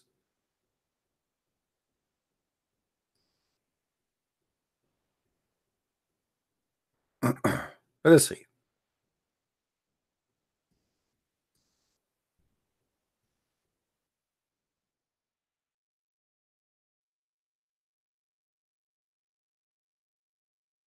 In chapter 55, verse number 33, Allah challenged mankind and genie both together to leave the zone of the earth. And if you try, look what Allah will do to you. Read with me carefully. O company of jinn and man, if you have power to penetrate all the region of the heaven and the earth, then penetrate them, but you will never be able to do so. And save by our sanctions. If you go and see what the sanctions, they will say only angels and prophet of God they can go through. If you are not an angel, which means not including the sanctions, Allah will shoot your ass. There will be sent against you both both who? Mankind and genie who try to go out of the zone of the earth. A fire and the flesh of brass, and you will not escape. Do you see it? This is what Islam is about. The Quran deny and says nobody can leave to the space. And if you try to leave the space, Allah will shoot you. So what the Muslim talking about, the speed of light, spaceship.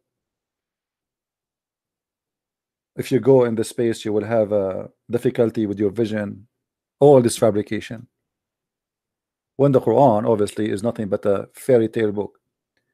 The same as we asked this guy who claimed to be Ustaz about Zulqarnain, who found the sun set in the murky water. Your God did not even know where the sun set. The sun doesn't set anywhere.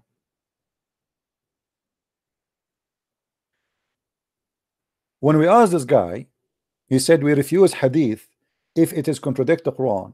Well, the Quran said the sun set in the murky water. And the hadith confirmed that. Until he reached the setting of the sun. Reach where? The setting of the sun. How in the world can a person reach the setting of sun? How in the world I can reach that? I do not need to go anywhere to reach the setting of the sun, because the sun set everywhere. So in order to understand until he reached the sun setting place, he have to be going to a place where the sun set, which is a location. And then he found it. Allah is stating a fact, what he found. The one who's talking here, by the way, is Allah, not the guy who is called Zulqarnain, the man with the two horns. He found it sitting in a spring of murky water. Let us see what Muhammad he say about that. Do Muhammad confirm that the sun set in the murky water? Absolutely.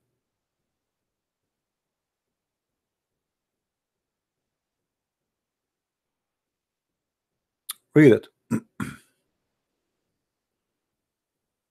I was sitting behind Allah messenger, or messenger of Allah, who was riding on a donkey while the sun setting. He asked, do you know where this set, which means the sun? I replied, Allah and his apostle know better. So Muhammad have knowledge of Allah. He said it's set in a spring of warm water. And here they quote the Arabic word hamiya, which actually boiling water. Actually, this is why it's murky, because it's boiling. Is this hadith is weak? Absolutely not.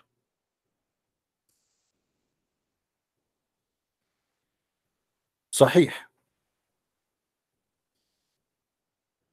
Is that a contradiction for the Quran? Absolutely not.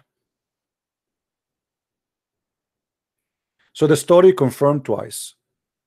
Once explained by the Ustaz Muhammad, the one who called himself prophet, and one explained by the Quran, Ustaz Allah. And now we got Ustaz Nigerian boy busted, who claimed to be a person who have knowledge. He don't speak Arabic, he do not know Arabic, he cannot read Arabic, yet he is teaching about Allah and the religion of Allah.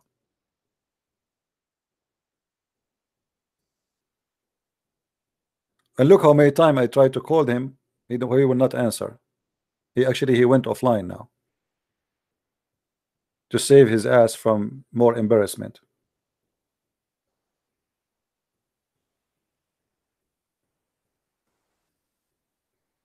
And by the way, the reason he called, because all the Muslims in his page, they are accusing him that he is, he's getting paid by me.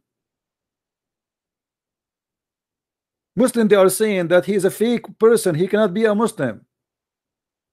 People, they are saying to me that this guy you brought is a fake scholar, he is not a Muslim.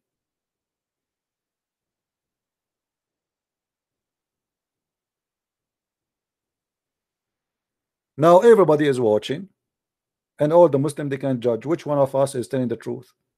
I said Zulqarnain mean the man with the two horns. He said it's a name.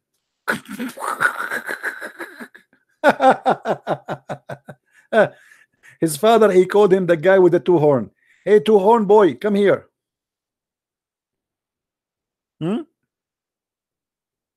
Actually, I saw a Chinese movie that a kid, he have a horn in his head, and when you hit him in his head, he turned like to be like the devil.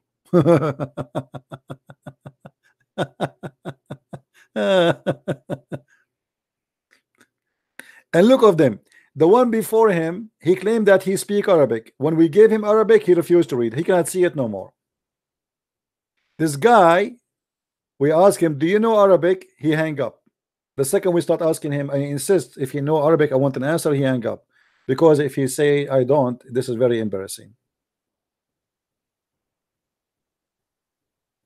So do you see how they fabricate and they say miraculous Quran? Until now, did you see anything here miraculous? This is the most stupid book.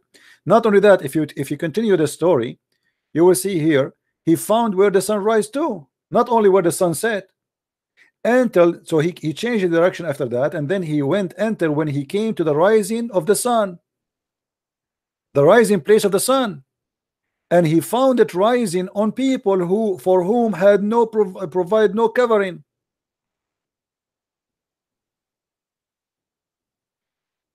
He found the rising place of the sun. Are you sure? Where is that location? Any Muslim tell me where is the rising place of the sun?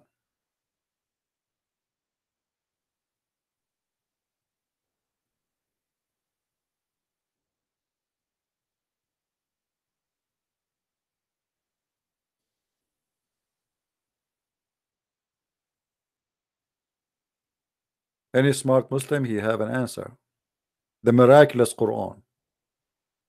And not only that, after he arrived where the sun rise, he found people there, and they are fighting with creatures. They are called people of Gog and Magog, which is not a human.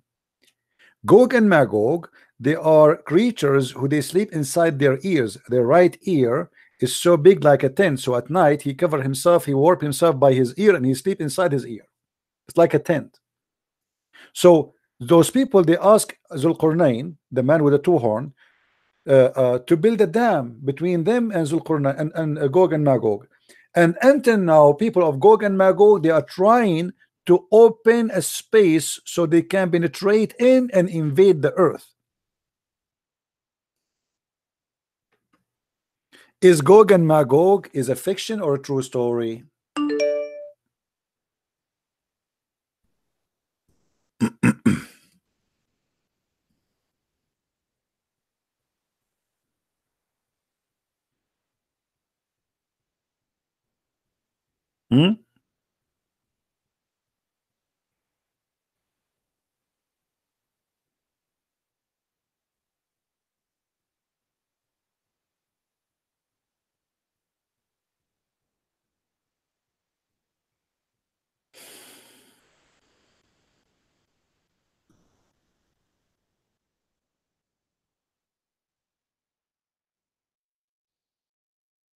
Any Muslim? If I show you the story of Gog and Magog from the mouth of Muhammad, you will die laughing. Let us search for some stories about Gog and Magog.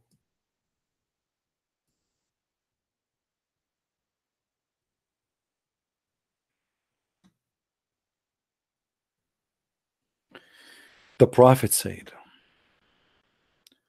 today,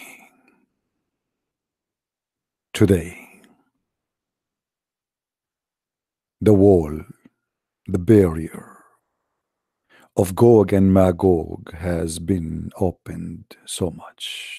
Oops, oops, oops, oops, oops, oops, oops, oops, oops. That's very dangerous. If Gog and Magog is able to open that wall, they will invade all the way to Mecca. They will control the whole earth. And Muhammad, he made a false prophecy that the whole of Gog and Magog today open too much. And by the way, it's not even a wall. It's a dam built by iron. Where we can find this dam, and how those people, they are trillions of time by numbers more than the human being. We cannot find them. We can't even find one of them. The Prophet said, a hole has been opened in the dam of Gog and Magog.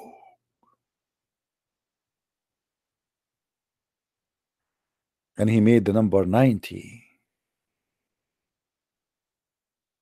with his fingers. Which is like a small size. This is a big hole. That's dangerous. You see it?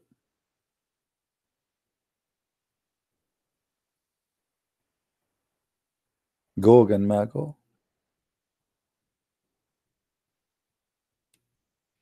Muhammad here is making a prophecy. He said, today an opening of the size of this size, and he made small in his finger size, been made in the barrier restraining Ya'juj wa Ma'juj, or Ya'juj wa Ma'juj. And the PBUH made a circle with his thumb, the index finger.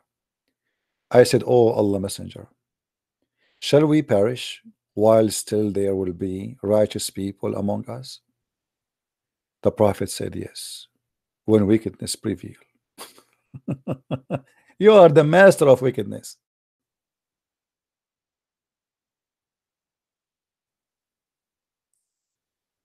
The Muslim will use the bows and arrows and shield of Gog and Magog as firewood for 7 years.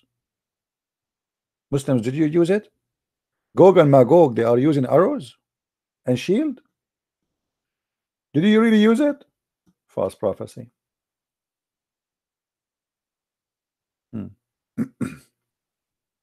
Look how much fiction Muhammad, he learned stories from the Jews and people around him, and he add them to his books, and then he promote them to scare people with fictions.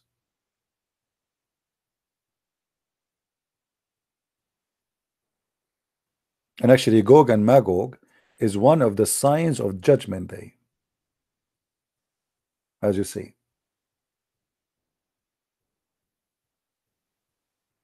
All those speaking about Gog and Magog.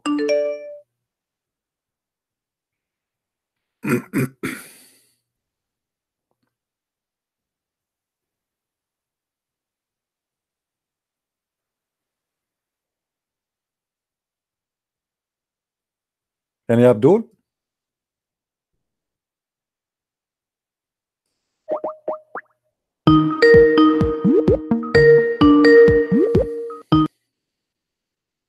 Yeah, hello. Yes. Yeah, I've just come on your show just to discuss about Islam. All right. So you're a Muslim, my friend? Yeah, I'm a Muslim, yeah. Okay, what do you think about the Muslim? They claim that Quran is full miraculous stuff. Yeah, that's true. Like what? There's many things, like for example, in the time of the Prophet ﷺ, no one knew about, in the Quran is mentioned about embryology. So in the way a baby looks in the stomach of a mother, Okay, without science you won't know. No problem. Can you give me a verse so we can take a look at it, please? Yeah, just one moment. No problem. Just pull it up 1 minute.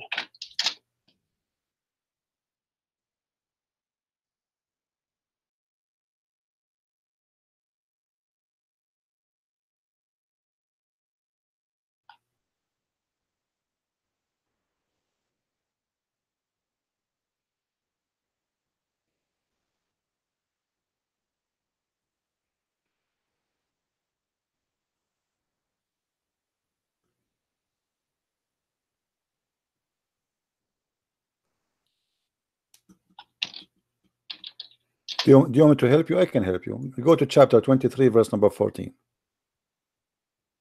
Yeah. Okay, so this is the one you are looking for, right? Yeah, that's the one, yeah. Okay, so read it for us, please. What it says. Which one?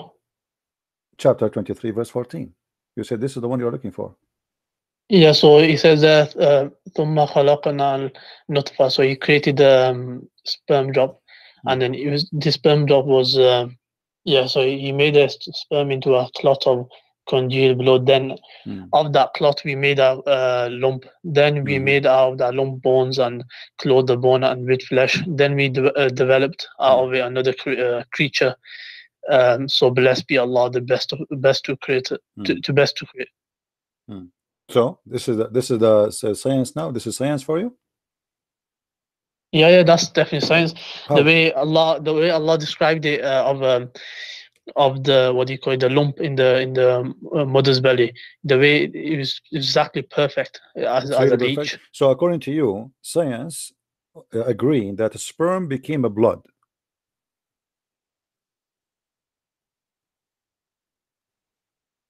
Into a clot of congeal. Yeah, that's right.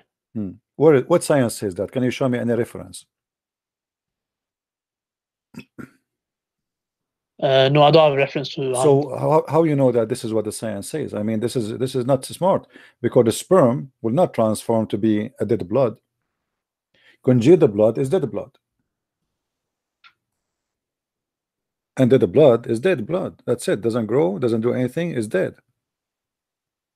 No, there's other reasons. This is just one of them, which I point out. Obviously, I don't know full details about this, but there's many reasons why the Quran is miraculous. Oh, but you are the one who chose this one for me. Remember, it's not me who chose it for you. So yeah, that's fine. I can choose a different. So yeah, I mean, so do you agree now? This one is a lie, is not true? No, I need to do more research on it. Okay, but hold on. Forget about the sperm transform into a congealed blood, which is very funny. Then it says that the clot became a lump, and then the lump became bones, and then we closed the bones with the flesh. So do you think really that Allah, He made you as bones, and then at the end He clothed you with the flesh? Do you agree with that? It was the process how it was. So it was a lump, then bones, and then there was one moment. If you want to ask like for help or to call a friend, it's okay.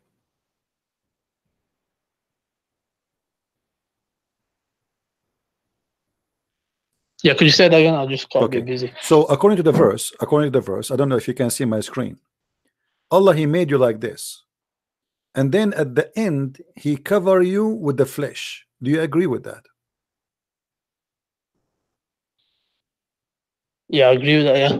So the way it was done, but I don't know too much detail about that, so I'd rather go to a different topic. Yeah, I don't know. I know, but you are the one who chose it. But I mean, this is very funny, because how He say that He made you bones, and then after that He clothes you with the flesh.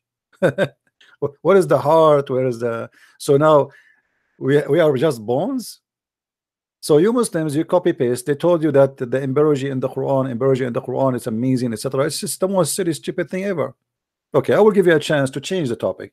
Give me something else. Forget about this one. So this one looked like it is Allah was wrong, and Allah cannot be God. Now, give me something else. The preservation of the Quran. Preservation of the Quran. That's wonderful. How the Quran was preserved? So the way the Quran preserved, or for generations, mass transmission. So the Quran came down in mass transmission, and normally you would expect mass transmission to there should be an error in it, but because it came from Allah, there's no error in the Quran. We only have one book. We just showed you an error. What are you talking about? Didn't we just show you in the same verse? There's at least five. That's according to your. Yeah, that's according to your according opinion. to me. You are the one who said to me miraculous and science, and we go there. This is error. Same time, the Quran was collected by Muslims, correct? Pardon? The Quran was collected by Muslims. Is that correct? So yeah, it was collected by the Sahaba as the companions. Okay. What is the Quran of the Sahaba? The Uthmanis. What is the Quran? What is the Quran of Uthman? Do you have it? It's verbally. What do you call it? It was memorized. So how you say we collected, but it's verbally memorized? What kind of collection? This collection? Why you don't have a book? You don't have manuscript. It's collected as well. So it's even if there wasn't, for example, just for argument's sake, if you said there's no book, it's still what do you call it? Preserved verbally. Okay, how it's preserved verbally? I want you to give me the verses of stoning to death. Pardon? I want you to give me a verse, the one which Muhammad he received from Allah to stone women to death for adultery. Do you have it? Stone women to death. I'm not sure. Well, I'm not sure what you mean. don't you Muslims agree that if a man or woman they commit adultery and they are married, they have to be stoned to death? Yes. Yeah, that's right. Okay, this is a verse in the Quran. It was in the Quran. Where we can find it in the Quran?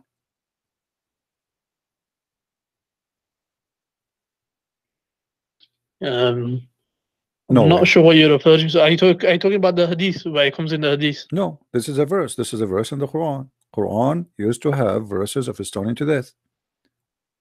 Verses about a breastfeed for adult. Many verses are gone in the Quran. We cannot find them.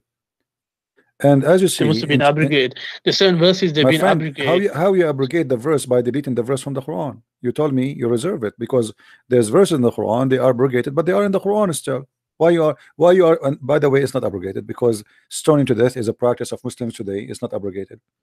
So what do you mean? No, there's certain verses in the Quran. What do you call it? They were the certain verses they abrogated. The certain verses Allah can take out anytime. That this was not. This is a period when the revelation was coming.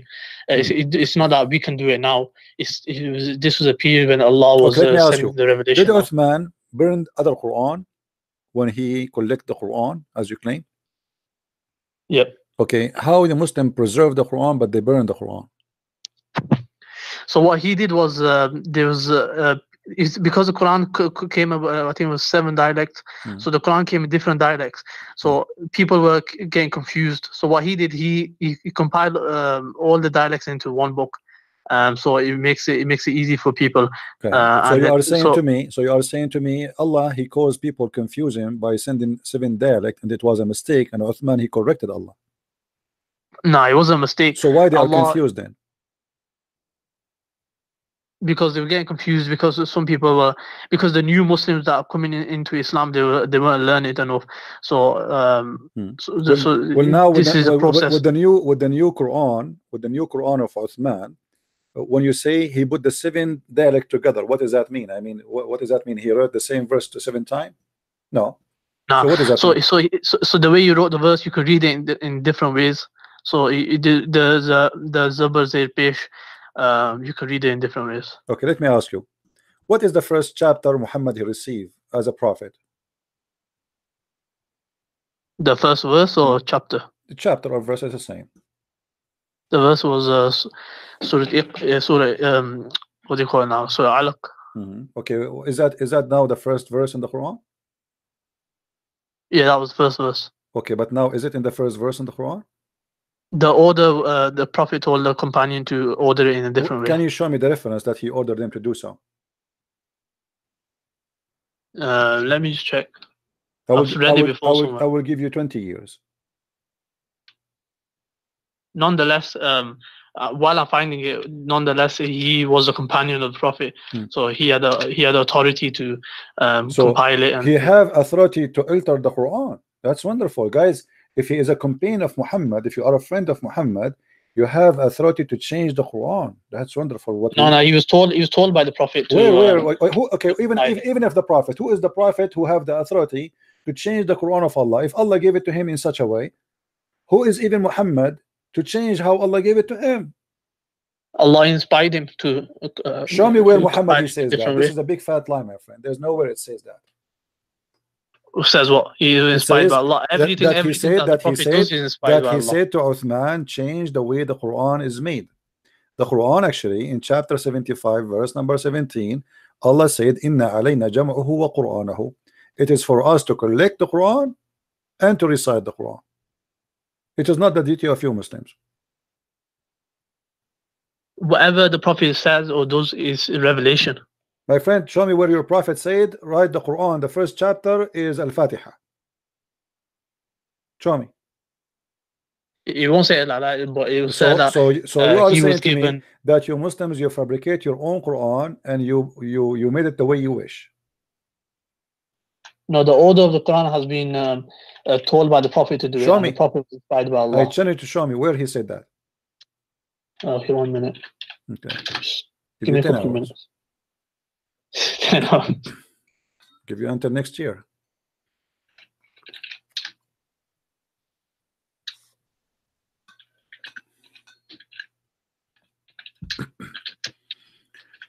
Do you like to call Sheikh Hamza or Ustaz Jama'a from Nigeria or Zakir Naik or anyone? What do you like to call? Call Zakir Naik if you want. Zakir Naik, you have an answer for everything.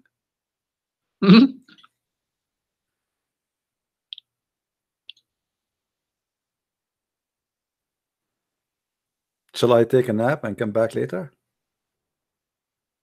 Yeah, take a nap. You are funny, by the way. You will not find it, my friend. There's no such a thing. There's no such a thing. Quran never been preserved. It's a big fat lie the Muslims they claim.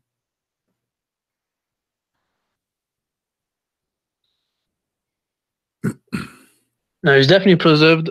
Just need to find it, and maybe I can send in the comment section. Maybe if you want. Show me. You can send me if you have something. Even I will put it in the screen if you have. Muslim, they keep, you know, they copy paste, but all reference prove that the Quran never been preserved. Never. Actually, all reference says the opposite. I can show you tons of reference saying totally the opposite. Yeah, it says here, the present arrangement of the Quran is not the work of later generations, but was made by the Prophet ﷺ under God's directions. Where? Whenever a chapter was revealed, the Prophet ﷺ summoned his scribes, to whom he carefully dictated his content and instructing them where to place the revelation. So what he did was, when the revelation came, he told them where to put it. Okay, so you have the Quran of Muhammad or Quran of Uthman? What Uthman did, he when he was in the seven dialects, he made it into one book. But your prophet, he said the people cannot handle it with one dialect. Yeah, so the same people, they could still read from the same book, but it wasn't confusing. So the people were saying let us that, make it clear. Same people, they need 7 dialects to understand the Quran. Many nations, they cannot understand from one Quran. I mean, how funny that is. So Arab who speak Arabic, they are in a small village, a small town is called Mecca. Still, they need 7 Quran to understand the Quran. But they could understand it. They couldn't recite it because of that the tongue, the way the tongue. What tongue? They are the same people. What are you talking about? We are Arab. We are the Arab, and we are the same people. So why we need 7 Quran? If the Arab needs 7 Quran in order to understand the Quran or to recite the Quran, a guy from Pakistan, how many Quran he need? It wasn't the 7. No, it wasn't the 7 Qurans. It was 7 dialects of certain words. No, it was 7 words Quran. 7 dialects. It means 7 Quran, my friend. The word is different. The whole thing is different. Let me show you. You said to me that the Quran was preserved. That the Quran says the Quran never been preserved. And Allah, even Allah actually himself, he caused you to forget the Quran. Isn't it Allah in the Quran? He said that we cause you to forget the Quran. He did what? Cause you to forget the Quran. Yeah, he caused the Prophet to forget the Quran, because why? that was the basic. That's one way of obligation. Why? Because certain things they weren't needed, so he was taken back. But there's many verses in the Quran are not needed. Why Muhammad memorize them? Actually, more than 80% of the Quran is not needed. Read me carefully. It says, none of our revelation we abrogate or cause to be forgotten, but we substitute something better or similar. What is the wisdom of that? Well, what do you mean? This is the way Allah wanted to do it? What do you mean? It says here that he will cause you to forget to make something similar. So what the point? So let us make it simple. I will say now, I will make you eat shish kebab. Now I will make you forget what I just said to you. And I will say again, I will make you eat shish kebab. So why I made you forget the first sentence if it's the same as the second sentence? No, so why was Allah revealed a revelation for that moment, and then he abrogated it and he replaced it with something better or something similar. So you are saying to me, okay, did you say, aren't you the one who said something better or similar? Did you say better or similar? Yeah, that's what I said. How the Quran can be better than the Quran? It was a ruling. It's talking about the revelation, the ruling, whatever it is, the ruling was. So you are saying to me that Allah, he is fixing some mistakes he did, so he is going to give us something better. So he gave us a rule, and then he noticed that those rules are stupid, so he decided to make it better. No, that's not true. So what better mean? What happened was, so what he did was he revealed the revelation, and then the revelation fitted for that moment only.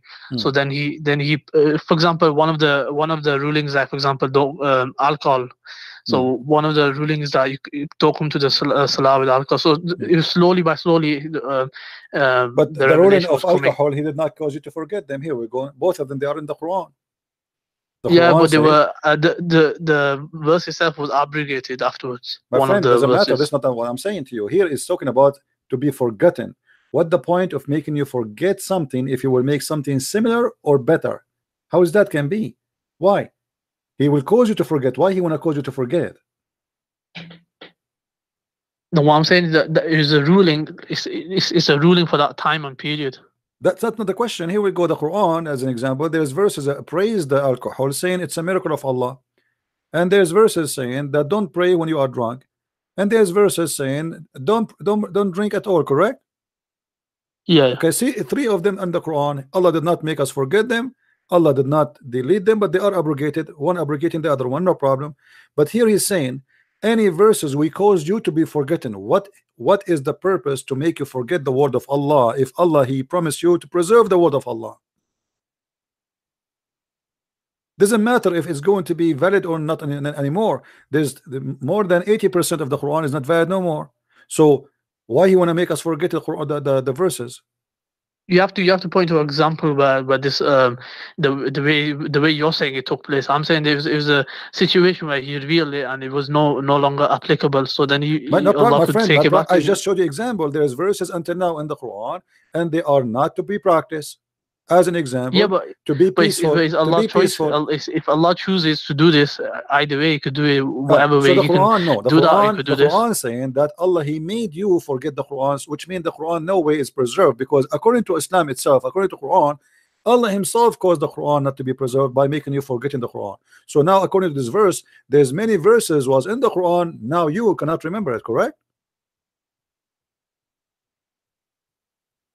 No, they weren't supposed to be the final revelation.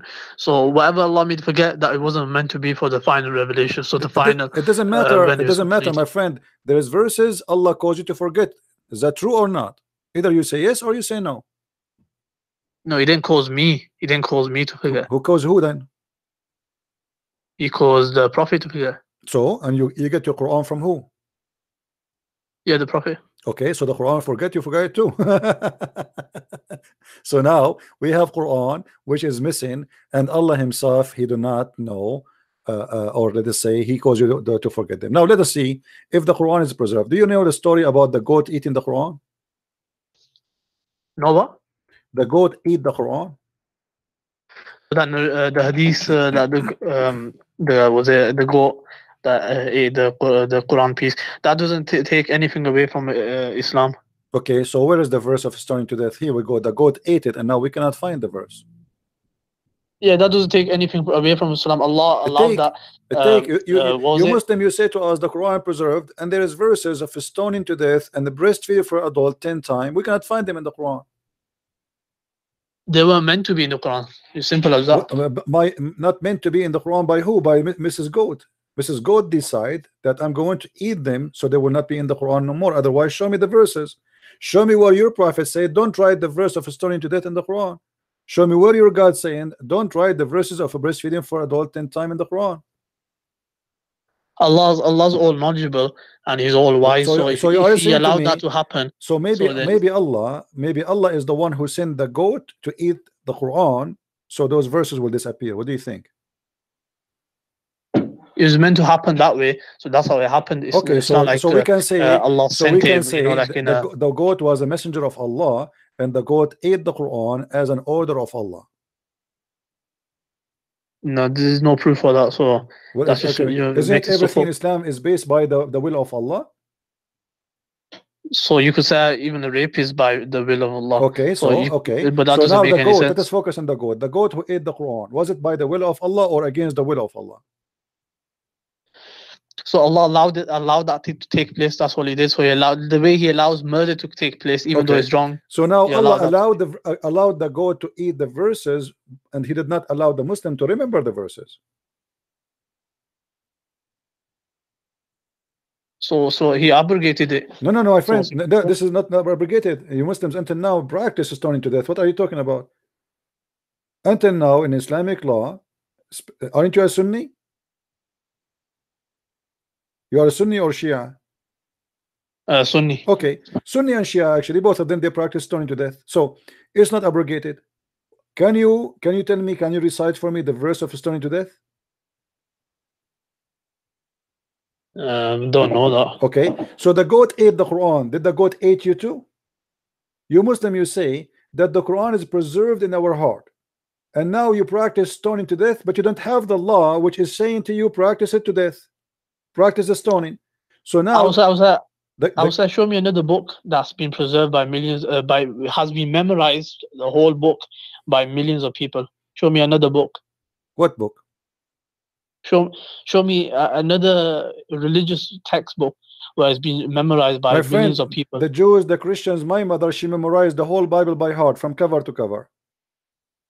I said million of people. No problem, but you know, you Muslims, you learn that from the Aramaic. The Aramaic, they sing the Bible singing. They sing it, all of it. They sing it. The whole Bible is a song. The whole Bible for them is a song. And Muhammad, the recitation of the Quran today is exactly what the Aramaic people, how they recite the Bible. As simple as that. The Quran is such a miracle. It can make a person cry. The Quran which is preserved. Do you see in front of you in the hadith it says that Allah, he sent order as a verse of a breast feeding for adult? Do you see it?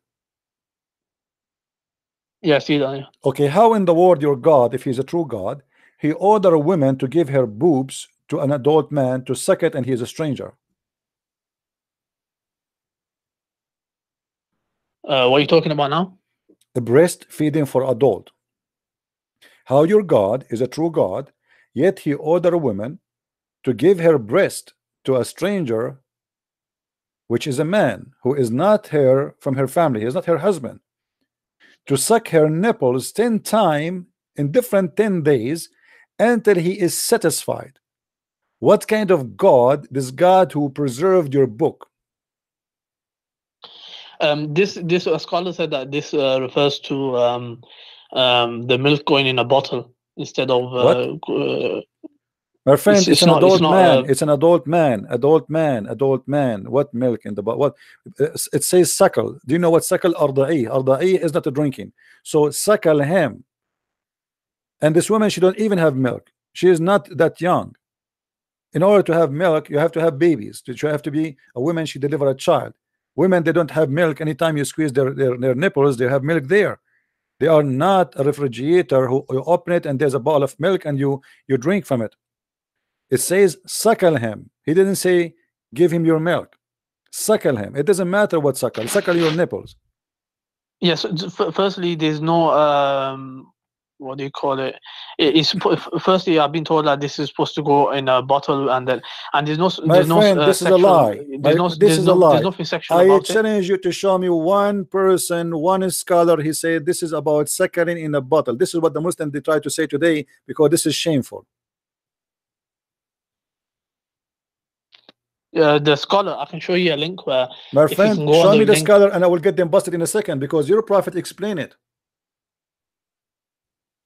Yeah, I can show you. What do you call it? Let me show you too. Let me show you. They are lying to you. The explanation of the. No, they cannot explain it. They are liars. If you want me, show me a scholar. Show me a scholar, not a link written by some idiot. Scholar means someone like At-Tabari, Al-Qurtubi, Al-Jalalain, Ibn Kathir. Show me, no problem. Show me a scholar. I'm not talking about okay. So those are not scholars. Anyone who wrote those articles these days is just to avoid the scandal of Islam. They are not a scholar. They are scumbag. So if you want to show me a scholar, name a scholar. A scholar is a scholar. Those who they are exist long time ago, and all the Muslims agree with them for centuries. Suddenly, nobody want to read their books. Now, no, this is a video on Sunni defense. My friend, what Sunni defense? Sunni idiot. Because you're a prophet. Sunni defense. My friend, you're a prophet. He explained it. The woman, he said to the woman, suckle him. Do you know what suckle him? Do you know what the word suckle mean? Like I said to you, it's supposed to go in a glass. My friend, don't tell me drinking from a bottle. At that time, even there was no bottle. Secondly, he said suckle him. Does it say the word suckle him or it says different word? I'll post the link now. Just watch Don't the post video. any link. Read for me. Does it say in the front of you? Suckle him.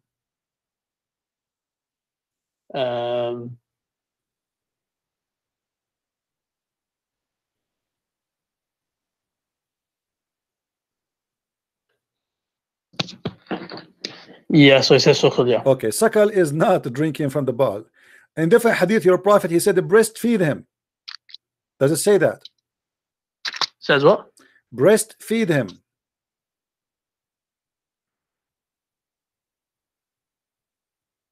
Yeah, breastfeeding. Okay. So, so what the drinking from the bowl? And this is why the woman, she was going crazy. How I'm going to do breastfeeding for the guy and he's an adult man? Otherwise, Muhammad, he said, don't worry, just give him a cup of milk and he would drink it. This is what I meant. He didn't say that. She said, how I'm going to breastfeed him and he is a grown man. Huh? One interpretation goes in a cup. Secondly, it's not sexual because after this takes place, that person becomes a relative. So False, that person can false. get married. Or you can search in the internet. No, this is a big fat lie. There's no way. There's no Muslim scholar in the world agree that if a person suckle, an adult suckle, he will become forbidden. The forbidden in Islam but after suckling is only for an infant, not for an adult. This guy is an adult. So they are lying to you again, my friend. Yeah, anyhow. Okay, so now we notice that the Quran, which you claim is a preserved, is not a preserved.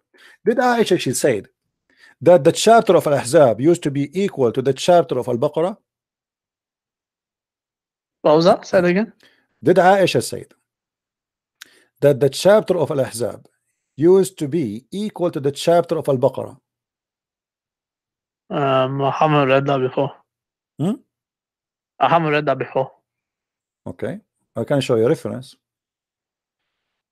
Let me show you some reference. And what's the point of that? What was the point you're making? Well, the point is very simple.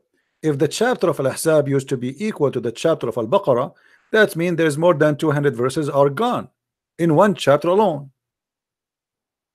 So when Aisha, she says such a thing, and you say to me that the Quran is preserved, that's a very serious statement. Where is that? No, that could mean anything. That could mean, if you look in context, you could say that could mean it's been abrogated by Allah. My friend, this is what I actually said. It was in the size of etc. What abrogated? This is what they have. This is what they have. If you let me show you. Do you know Arabic? No, I know some words. Okay, no problem.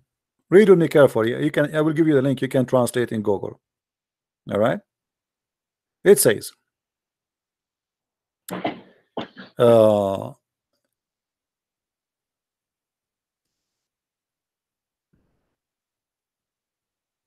قال لي ابن أبي كعب, etc. I asked him, what is the numbers of the verses in Al-Ahzab? He said 27 verses or 37 verses. And he said, and if it was equal to Al-Baqarah, it was equal to Al-Baqarah, and we used to read for it in the verses of stoning to death. I said, and what is the verses of the stoning? He said, إذا زنى الشيخ والشيخة فارجموهما, etc. Then we go down. Let us see what Aisha she said.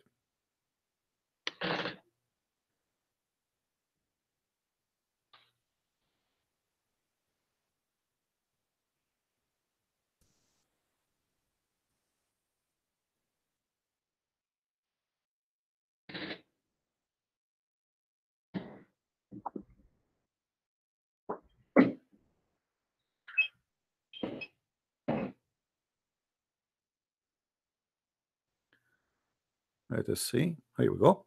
عن عائشة قالت, عائشة she said, كانت سورة الأحزاب تقرأ في زمن النبي صلى الله عليه وسلم 200 آية، فلما كتب عثمان المصاحف لم يقدر منها إلا على ما هو الآن. The Ahzab was in the time of the Prophet, which means until he died, 200 verses. When Uthman, he collected his own Quran, he could not collect more than what he have today. What do you say about that? What's the reference? Here we go. This is the reference. Al-Itqan fi Ulum al-Quran by the Imam Jalaluddin Abdul Rahman Abu Bakr al-Suyuti, variant number 1, page number 662. Yeah, I don't know if that's Okay. reliable. I can give you at least 400 to 500 reference from Islamic books about the corruption of the Quran. That's totally incorrect. You won't be able to. I will not be able to. From Hadith, from Sahih Hadith. Well, those are lies. You won't be able to from Sahih Hadith. Okay, let us see if we can find from Sahih Hadith or not. The Hadith about the goat ate the Quran, was it Sahih or no? Yeah, that was Sahih, but I don't regard that as Okay. that was your interpretation, interpolation. Okay, let us go and see if we can find in Sahih Hadith any corruption for the Quran. Now, if I show you from Sahih Hadith corruption of the Quran, what you will do? There won't be any corruption. Okay, if I find you, let us make a challenge between me and you. If I find you from Sahih Hadith corruption of the Quran, what you would do, my friend? It's impossible. Okay, it's impossible, as you said, no problem. But if it is possible, what you will do? It's a scenario. It's like an impossibility. So you're telling me to say something about. As long it's impossible, so you will not be worried if you say I will leave Islam if you find it for me, right? Yeah, but I will never leave Islam, so because I'm certain about my faith. What do you mean? You just said it's impossible, so why you are worried? What's that? You said it is impossible to find corruption in the Sahih Hadith. Yeah, you won't be able to find corruption. In your opinion, it will be corruption, but what I'm saying, in my opinion, it won't be a corruption. It'll be abrogation or something like that. Okay. So it doesn't matter even if I show you tons of reference from Sahih Hadith, you will not leave Islam, right? Yeah, I will never leave Islam because your interpretation will be totally different. You show it and then you'll say it means this, means this, means this, but it obviously won't be. It won't mean that. Okay. Let us see. You see my screen? Yeah, I can see it. Okay. Do you see here Omar saying, I swear by Allah, had it not been so that the people might say, Omar made an addition to Allah book, I would have written it there. He was going to write there what?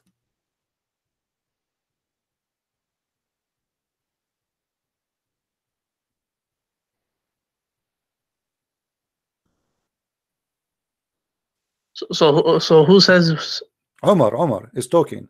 He swear by Allah that there is something he would love to write in the Quran, but he's afraid that if you write, people will say he's adding something to the Quran. What he was going to write?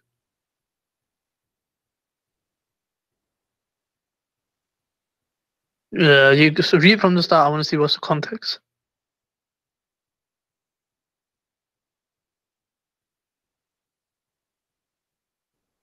And where is this narration? I said, where is this narration? This narration is a Sahih. This is a Sahih Hadith. He's talking about the verses of stoning to death. So Umar, Allah sent the Prophet with the truth, and the verse of stoning was included. We read and memorized it. The messenger had people stoned to death, and we have done it also since his death. I am afraid the people might say, with the passage of time, we do not find the verse of stoning in the book of Allah, and thus destroy by abandoning a duty which Allah has received.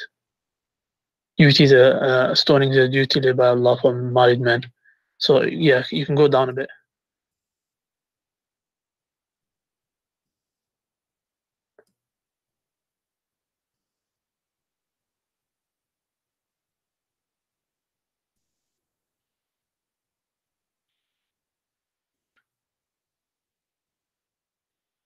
we read and memorized the.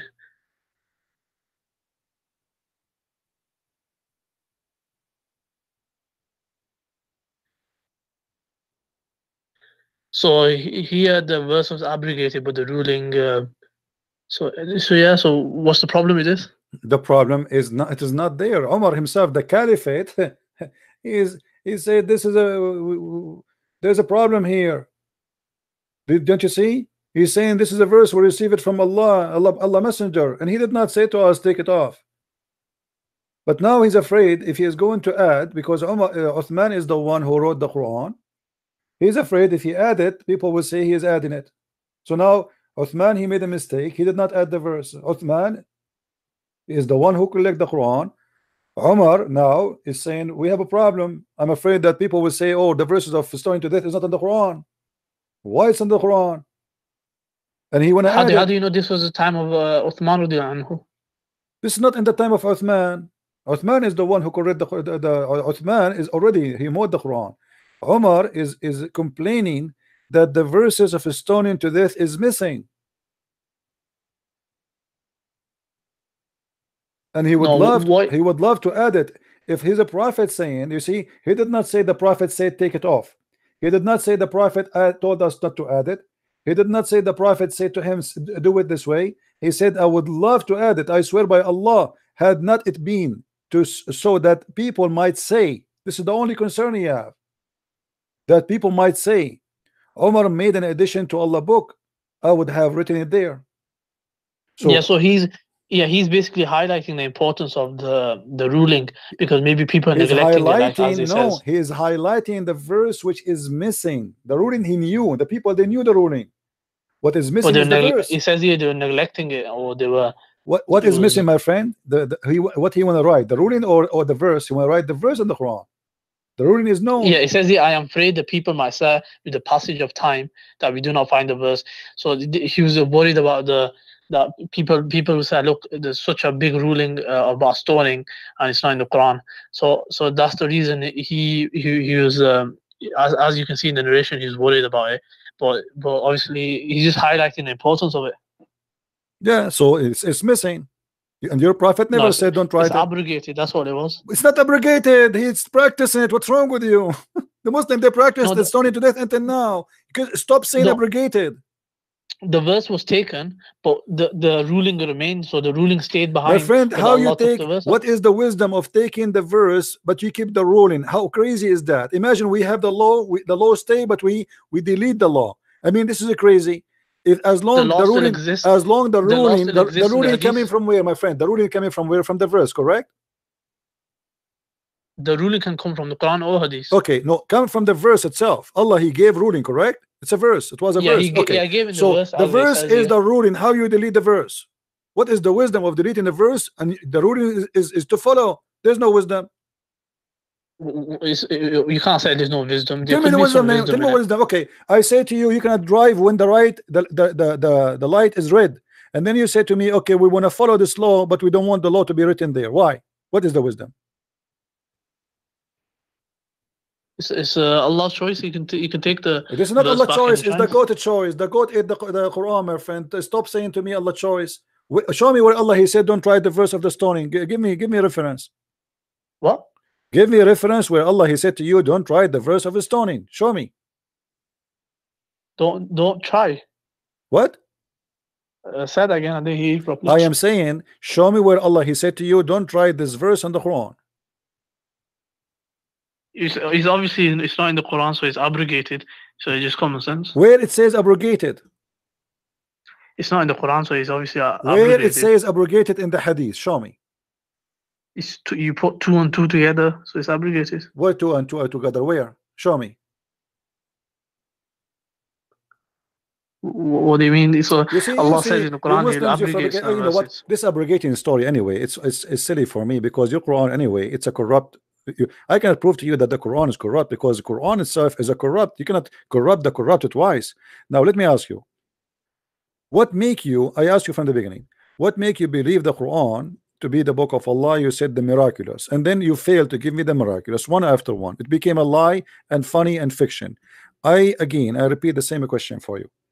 Give me one thing you are very sure from to make the Quran look really powerful and prove to me that it's coming from God? Can you do that? There's plenty of things. There's predictions of the future as well. What? Like what? Predictions of the future. Like what? So Allah said about there's a war that's going to happen. Allah said it'll happen in a certain time. What Allah war? said Where? exactly. Where he said? Where? What is that? 1 minute. Let me just pull it out.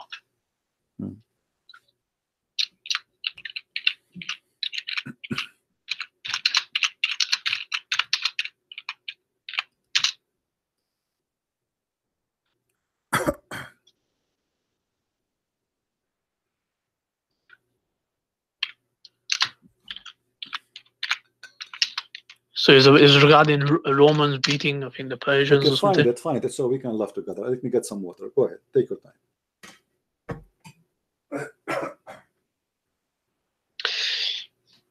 So yeah, I found it.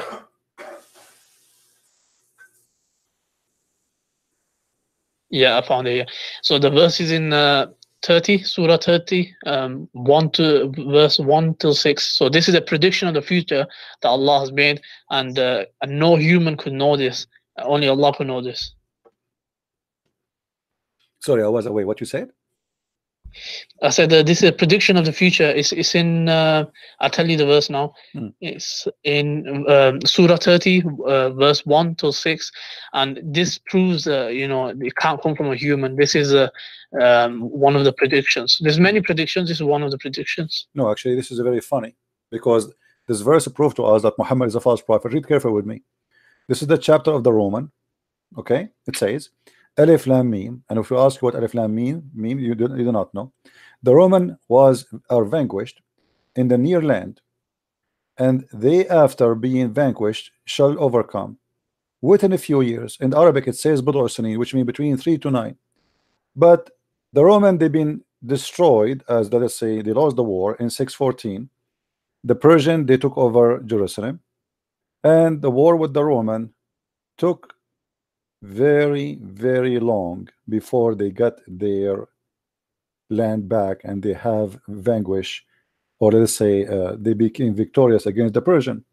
So if we calculate the numbers of where the Roman they lost the first war, the Roman they are fighting the Persian for more than 300 years. So always they lose, they win, they lose, they win. It's a war.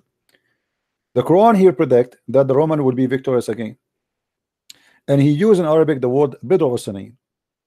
And he said something funny, that the believer will be happy, which means at this moment Muhammad, he was considering himself as a Christian because he believed that the Roman are believers and they will be rejoicing.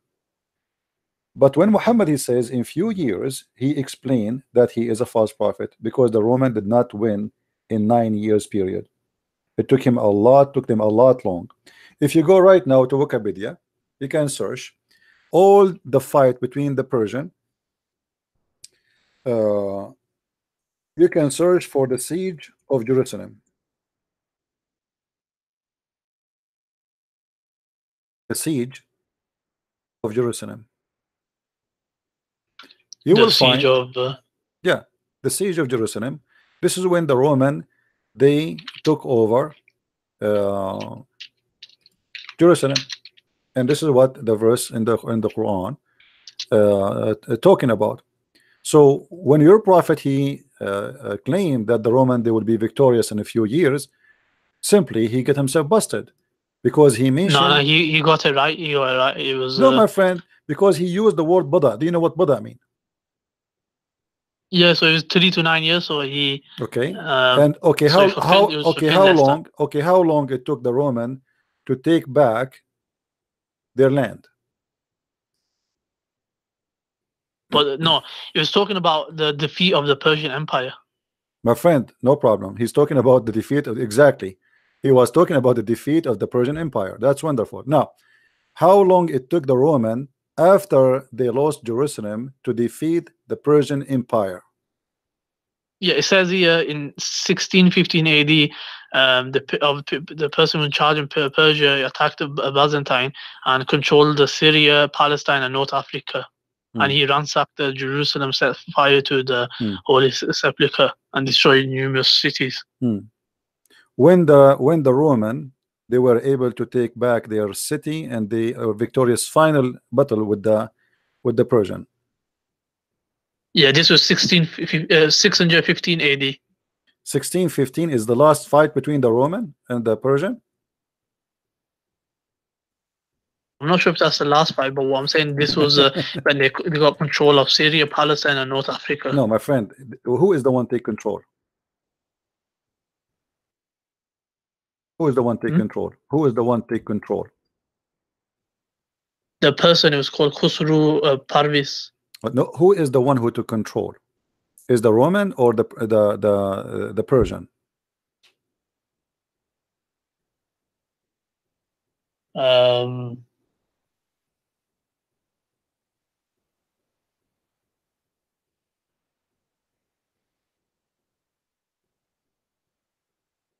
So the Romans. Huh? No, it was the Romans have been defeated. Okay. So, which year the Roman been defeated? Let's go back to 0. Which year the Roman was defeated?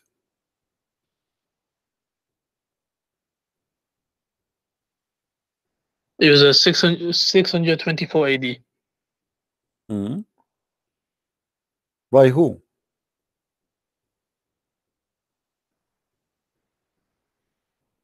I'm not sure by who was it. Okay. Is it okay if we go and read the interpretation for you? By who? By your scholars.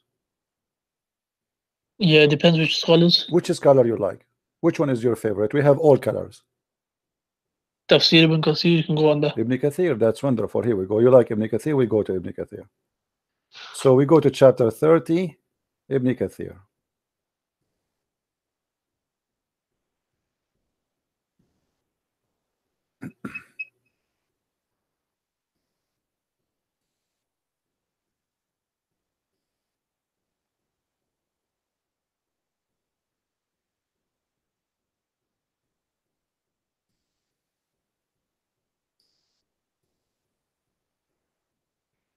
Do you see my screen? Yeah. Okay.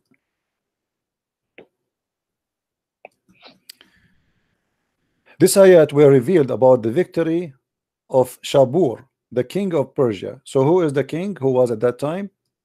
Shabur, the king of Persia, over Asham, the great Syria. Do you see it? Yeah. Okay. And then he says, at that time, the one who was the king of the Roman is Hercules, the emperor of the Roman. Do you see it? Yeah. Okay. So now if we go and we find when this person was fighting with the Persian, that will make it simple for you.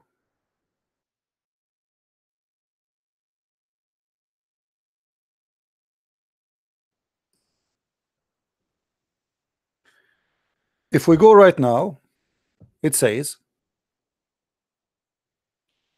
that this king, during his time, the war, it was between the 602 and 628. Do you see it?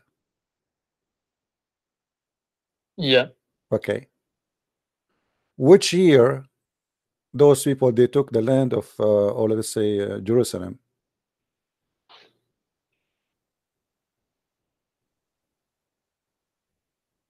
Can you, 624. can you read the screen? So on the screen it says 602 to 628. Okay. So simply, if they lost Jerusalem in 614, and then it took them until 628 to be victorious, is that a few years? I'm not sure what battle, whether this is accurate or not. You see, I'm not, I just search and etc. and it's there. I am not a scholar in history. I just search. You can search the same as I did. It says here that in the year 627, Hercules invaded the heartland of Persia. Do you see it? Let me zoom in.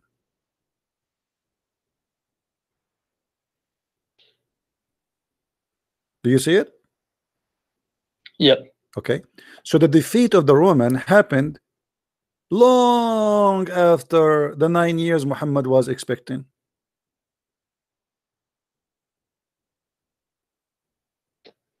Nah, from my knowledge, it wasn't. It happened in What do you 9 mean? years. What do you mean It from was your within- knowledge? What do you mean from your knowledge? From what I learned. See, here we go. So you Muslims, this is the problem. You Muslim, you don't go and study and investigate. Here we go, the internet in front of you. I'm not making things up. You can go and search and check it out, and you will see what happened. And then you will see it says all this. This is history. This is not a Christian. This is not Jewish. This is not Hindus. A historian, they wrote everything there, and you will find exactly what happened. So based on the history, the last date of victory of the Persian was in the year 627. As simple as that. Actually 628. 627 he invade, the war finished, and the Persian, they surrender. They don't want to have war no more. They accepted the conditions of the Roman in the year 628.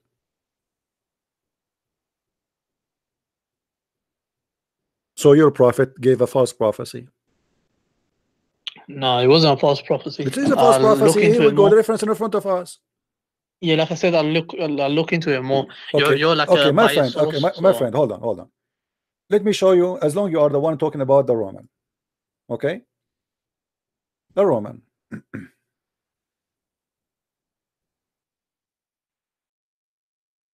You're a prophet. He prophesied about the Roman. And he said that the Roman, they will be the majority of mankind.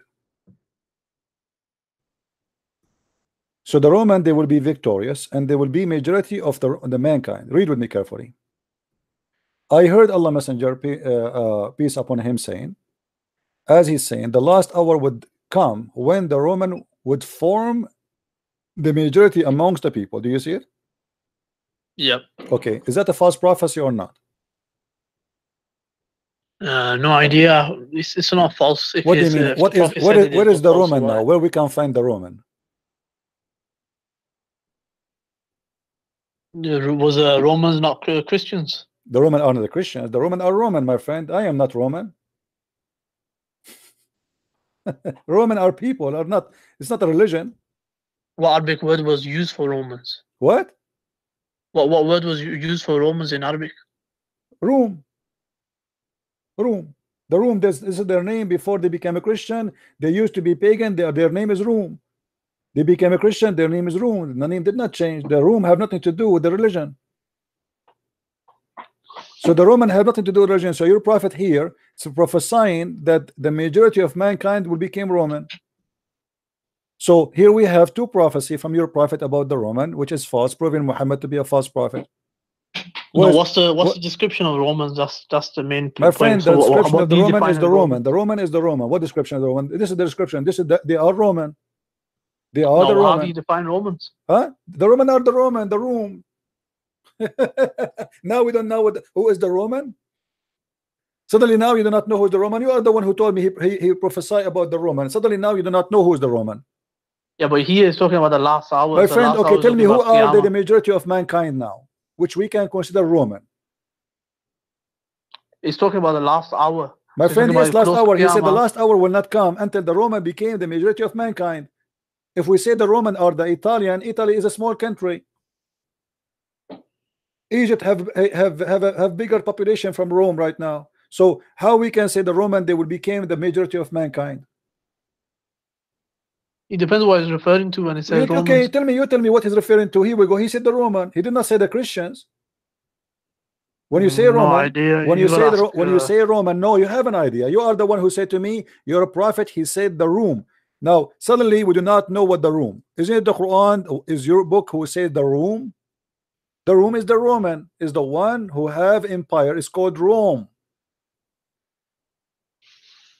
So No, it depends what he's referring to. here we go. You keep saying depend what is the face. So now your prophet he gave us wrong history. What about your prophet? He says that a summary he was in the time of Moses. How your prophet he makes such a mistake?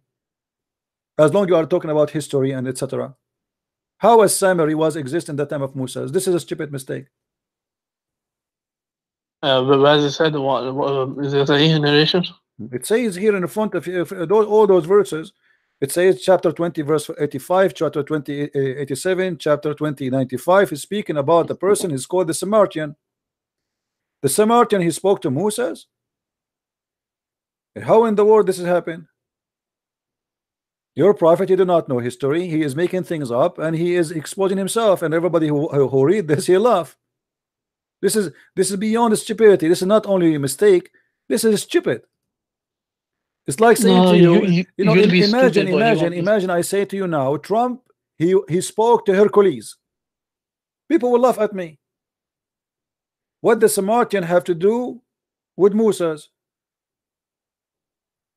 Samari is a phrase used by Quran to refer to a rebellious follower of Moses. No, the Samari are people, my friend. The Samari are people. They are people. A Samari is one of the people. They are people who group. They are named this way for a reason. You can go and search. So when you're a prophet, he say that the Samari he spoke to Moses and the people of Moses, then that's silly and that's stupid. Now. That's silly and stupid. Yes, it is silly because this is not the time. It's the same as when he said that Haman, he was the minister of Pharaoh. Haman was not the Egyptian. Haman was an Iraqi. Was Haman a title? Haman is a name, not a title, according to the Quran. And this is not an Egyptian. The Quran even speak about the Pharaoh. He ordered Haman to build the Tower of Babel or Babylon in Egypt, but the Tower of Babylon is in Iraq, not in Egypt. The Pharaoh said to Haman, build for me a tower so I can see the God of Moses. But this is not about the Pharaoh. This is about the Babylon. Your God is messed up God. Everything in the history, your God, he said that Mary is the sister of Aaron. Mary is not a sister of Aaron. When the Jews they get Muhammad busted, he said, oh, they used to call them by their great ancestor. But Aaron, that's the explanation. But Mary, she is not from the ancestor of Aaron. She is not from the same tribe. But look, this is what happened. Moses and Aaron, they have a sister. Her name is Maryam. If I ask you, what is the name of the father of Moses according to Islam? Can you search Google? Abu? What is the name of the father of Moses according to Islam?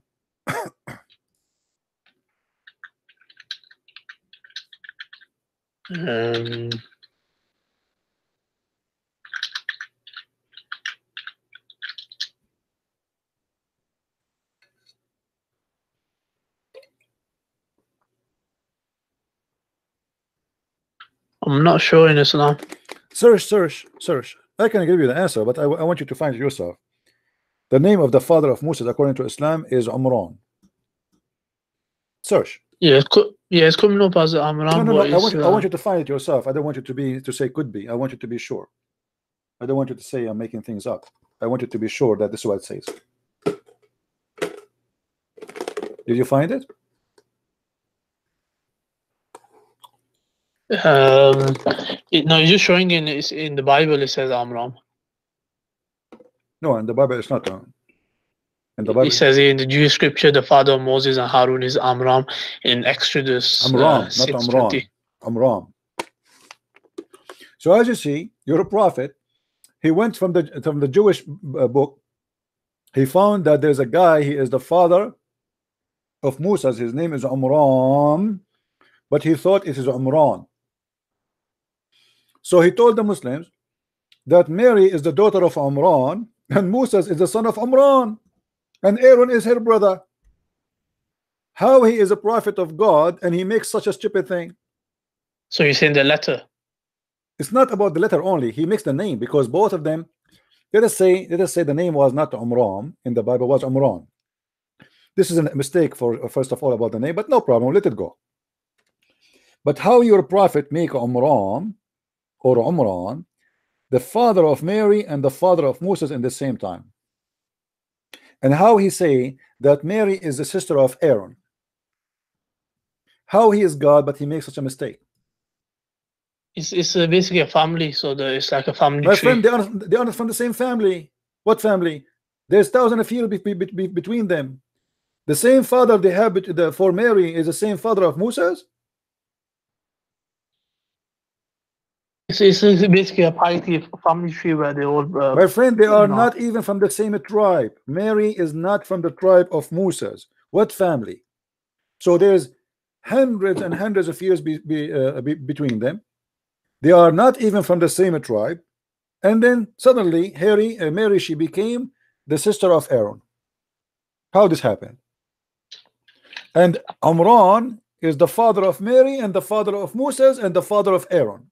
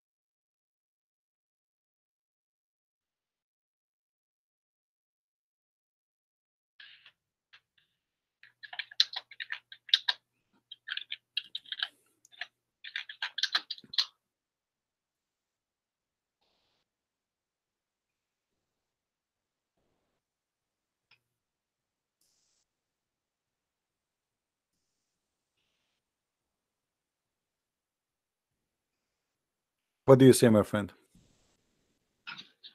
I don't really have knowledge on this to comment. Okay, let me show you some reference.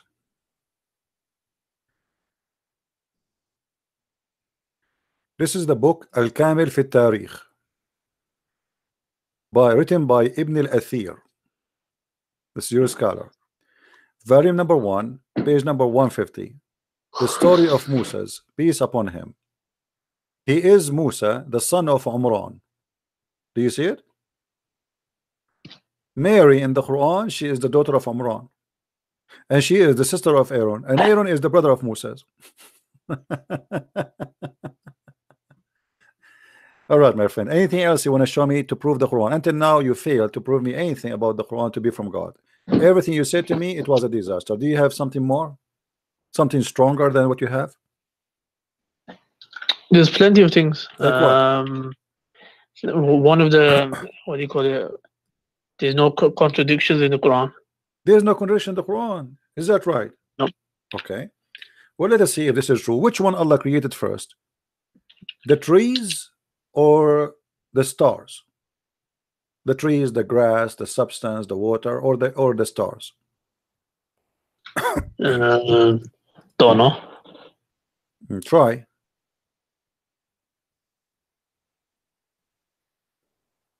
Don't know. Maybe stars.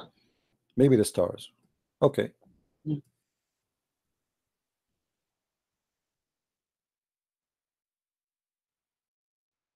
So according to you, Allah created first the earth, right? Sorry, the stars, the sky. No, from the two you just gave me. Which one Allah created first? What, from the two options you just gave me? Okay, which one He created first? When you say the stars before the water, so what does that mean?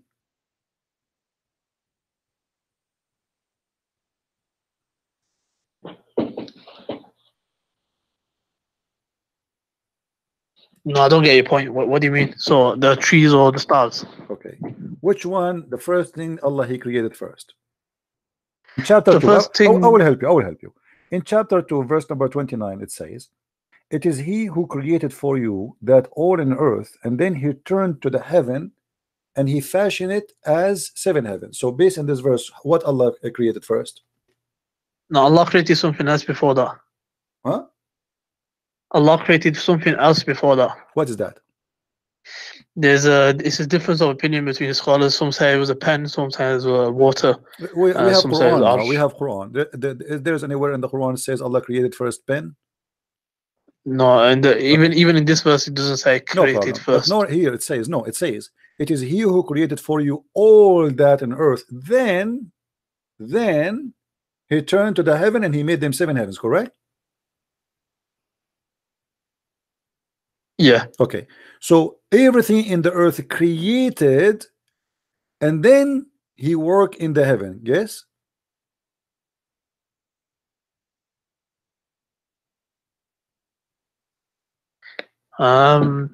Is he who created for you all that is in the heaven, then he is turned to the heaven and fashioned it as 7 heavens.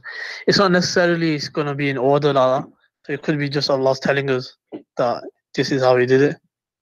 I know this is how he did it. I'm asking you, my friend, what's wrong? Don't be nervous. So what Allah created all first? The earth, everything in the earth, or everything in the heaven based on this verse? I'm not sure. So it depends on My friend, how if you is want it to play how is games, Summa okay, used. you see, there's no point of me Different talking to you. reasons If you want to play Summa can games, be I mean, used. don't tell me you're not sure. The verse in front of you, it's very simple. It says, it is he who created for you all that in earth. Then he turned to to heaven and made them 7. So what do you mean there is not sure? Depends on what does Okay, it my mean friend, here, thank you. Depend for your game. I'm wasting my time with you. Depend. What depend? It's in front of you. Depend. Honesty is a must. If you want to talk, I can be patient with you as long I feel that you are not playing games with me. The second you start playing games, I will dump you. There's no point. Have fun. The Quran is the book of contradictions. In this verse here, Allah claimed that he created everything in the earth, and then he started working in the heaven and he made them 7 heavens. But this is totally different from what in chapter number 41.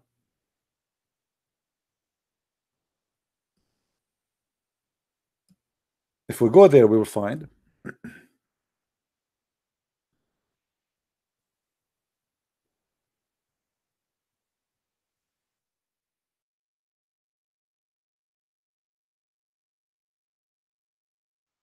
let us go first to chapter 79.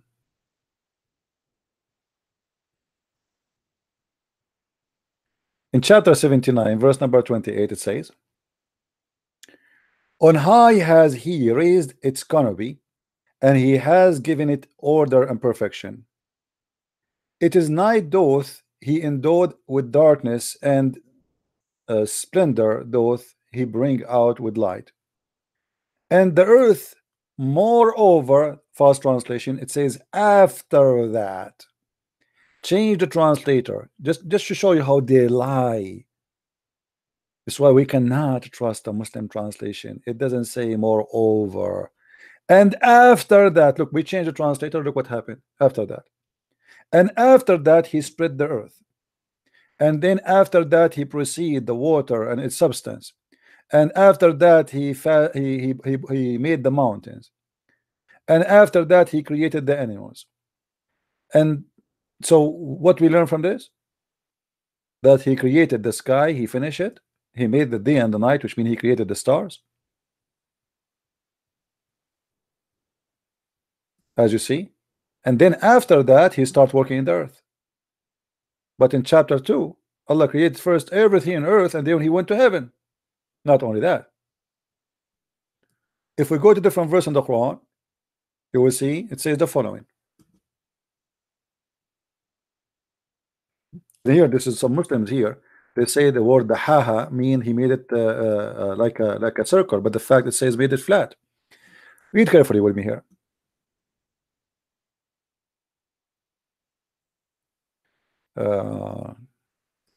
Let us go.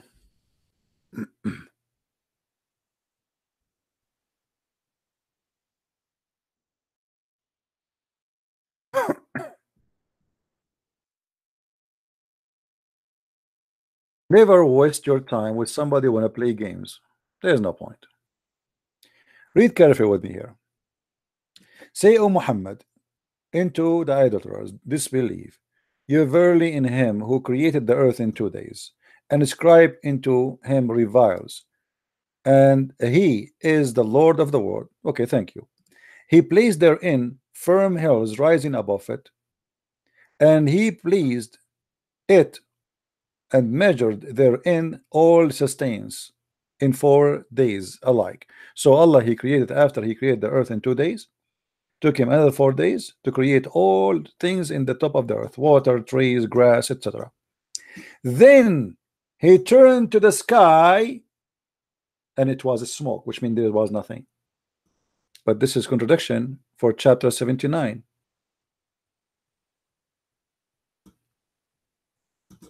Then he ordained them in 7 heaven, and he made the lamps. So the lamps made after Allah, he made the substance, the trees, the grass, the water. When the grass and the water is done, the heaven was just a smoke. If we go to the other verse, no, the story was different.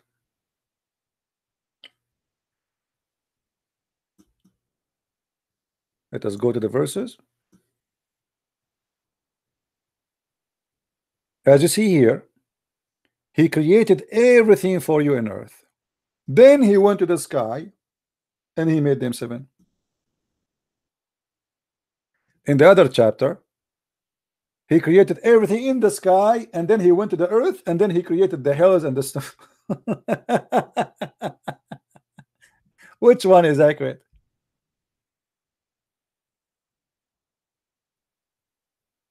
Which one? The earth first,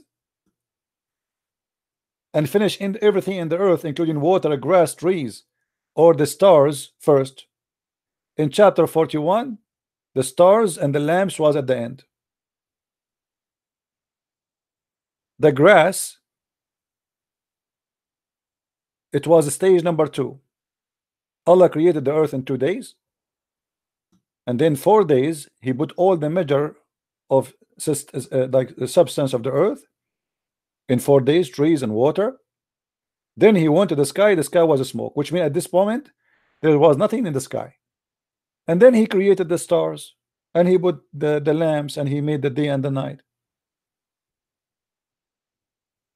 In chapter 2, Allah created everything in the earth, and then he went to the 7 heaven and he made them 7 heavens, or to the heaven and made them 7. In chapter 79, Allah finished first the sky, period, everything in it. Are you harder to create or the heaven to build? He raised it high, therefore, and ordered, and he made dark night, therefore, which means now he created the stars. And after that, he started working in the earth. And after that, he produced water and substance. And after that, he made the hills and the mountains. And after that, he created animals. 100% different order. So you said if the Quran is from not from Allah, actually the Quran itself says if this book is not from God, you will find a lot of contradiction in it. And as you see, we can find tons of contradiction. The Quran itself said if you find contradiction in the Quran, then this Quran is not from Allah, obviously.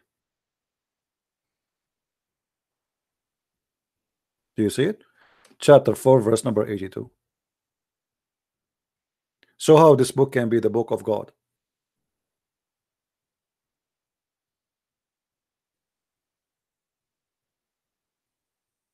Your God cannot remember which one he created first, the trees or the stars, the water or the stars, the grass or the stars.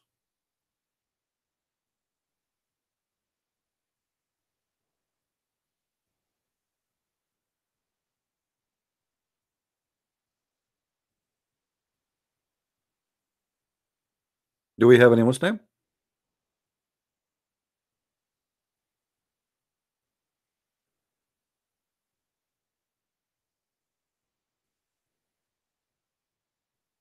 So anywhere the Muslims they go, it's funny, it's stupid, and we are laughing. This cannot be the book of God.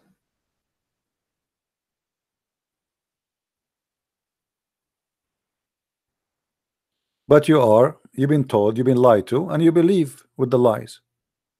Otherwise, as you say, we challenge the Muslim. Okay, show us where we will go with you from here to there. The Quran was preserved. We will find that the Quran is a joke. And even the Muslim today, they don't have the Quran of Uthman. They have recitation of a guy, his name is Hafs, and according to Muslims, Hafs was a fraud. Hafs, he learned from the Quran from his father, Asim. Asim was a fraud too, according to Muslims, not to me. To the point, Hafs and Asim, both of them, their hadith is rejected. Not da'if, it's totally rejected. Because da'if hadith, by the way, is accepted. So the second you hear hadith reported by Asim or by Hafs, the Muslim, they dump it in the garbage. It's totally a lie, not da'if. They lie to you, they say da'if, it means it's a lie. Da'if is accepted, it means it has a rank. As what his name, this guy, the Sheikh Hamza, he says it not funk, it pass. Hadith da'if, these days there's attack in da'if hadith. In fact, da'if hadith did not funk, it pass. So he was saying to the Muslims, stop being stupid and keep saying da'if, da'if, da'if. You don't even know what da'if means. Da'if, it means it's good. Who said to you that da'if hadith is bad?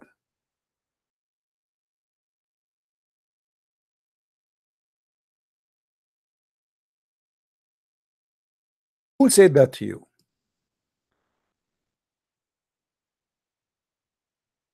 Where do you come with the conclusion of da'if hadith is bad? Why? Who? Where? Greater than in a Hasan or a Sahih. So how did the ulama deal with that? The ulama dealt with it by saying that for fadail al-a'mal, those actions that are virtuous, you could use a weak hadith if it was a virtuous action and it didn't relate to a hukm. In Aqidah, the opinion of the Ash'ari and the Maturidi is the hadith has to be mutawatir. That you can't, that's why a hadith like the Nur al-Muhammadi, which is a ahad hadith, is not used in Aqidah. Or the hadith that tu'arad alayya a'malukum, or a'malu ummati in al-Bazar, which is a sahih hadith. So the ulama don't reject weak hadith. They don't. And so this argument against the weak hadith is a weak argument. The argument against the weak hadith is a weak argument. Did you hear it? I like that. The argument against weak hadith is a weak argument.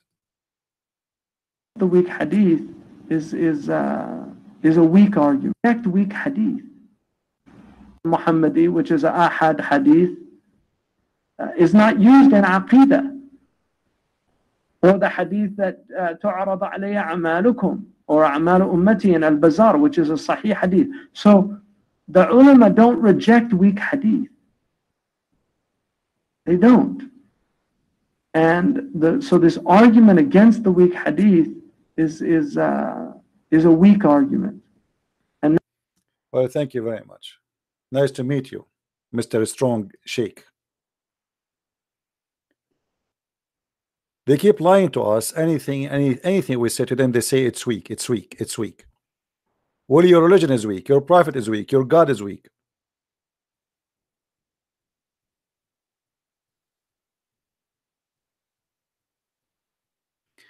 No, today we will not explain about Alif Lam Mim because we have many hours already and it's time for me to go, my friend. I'm here for how many hours? That's more. We passed the 3 hours already. So I want to say thank you guys for being here. I hope we did learn good today. And feel free to download my videos, cut them pieces, share them around, educate your friends about how Muslims. And you notice that we don't really hit hard when we speak to Muslims, even the one they claim to be like ustaz, like the guy from Nigeria, because as you notice, all of them are a bunch of ignorant. So I talk to them as a bunch of kids. Honest to God, when I speak to Muslims, I treat them as if I'm treating a person in a nursing room, because I know their knowledge is limited. Even the guy who wear a suit from Nigeria, scamming the people, taking their money, he do nothing for a living except speaking about Allah, but yet he do not know how to read his book. He do not know how to read Arabic. He do not know a very simple question to answer, yet he claimed to be Ustaz. And the funny, he put in the front of his name Ustaz. Ustaz. I like it. I never put in the front of my name Ustaz. You call yourself Ustaz because you are self-Ustaz. Like your prophet, self-prophet, self-proclaimed. People should call you Ustaz. People, they should call you master. You don't call yourself, you idiot. If you call yourself master, people will laugh at you. People should say you are a prophet because you prophesy, not you saying about yourself a prophet.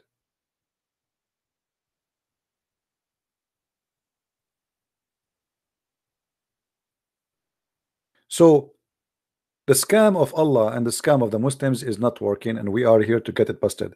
So I want to say thank you guys for being here. May the Lord bless you, and until we see you again in coming videos, we say Christ is Lord and Islam is false. If you like to read more about Islam, you can get my books from Amazon. You can just search in Amazon.com for Christian Prince, or Amazon Germany or France, or etc., and you will find the list of my books in many languages. And actually soon we will finish the book which is written in the Malay language, which people from Indonesia, they can understand and they can read. And I hope maybe in 10 days from now is going to be ready for publishing.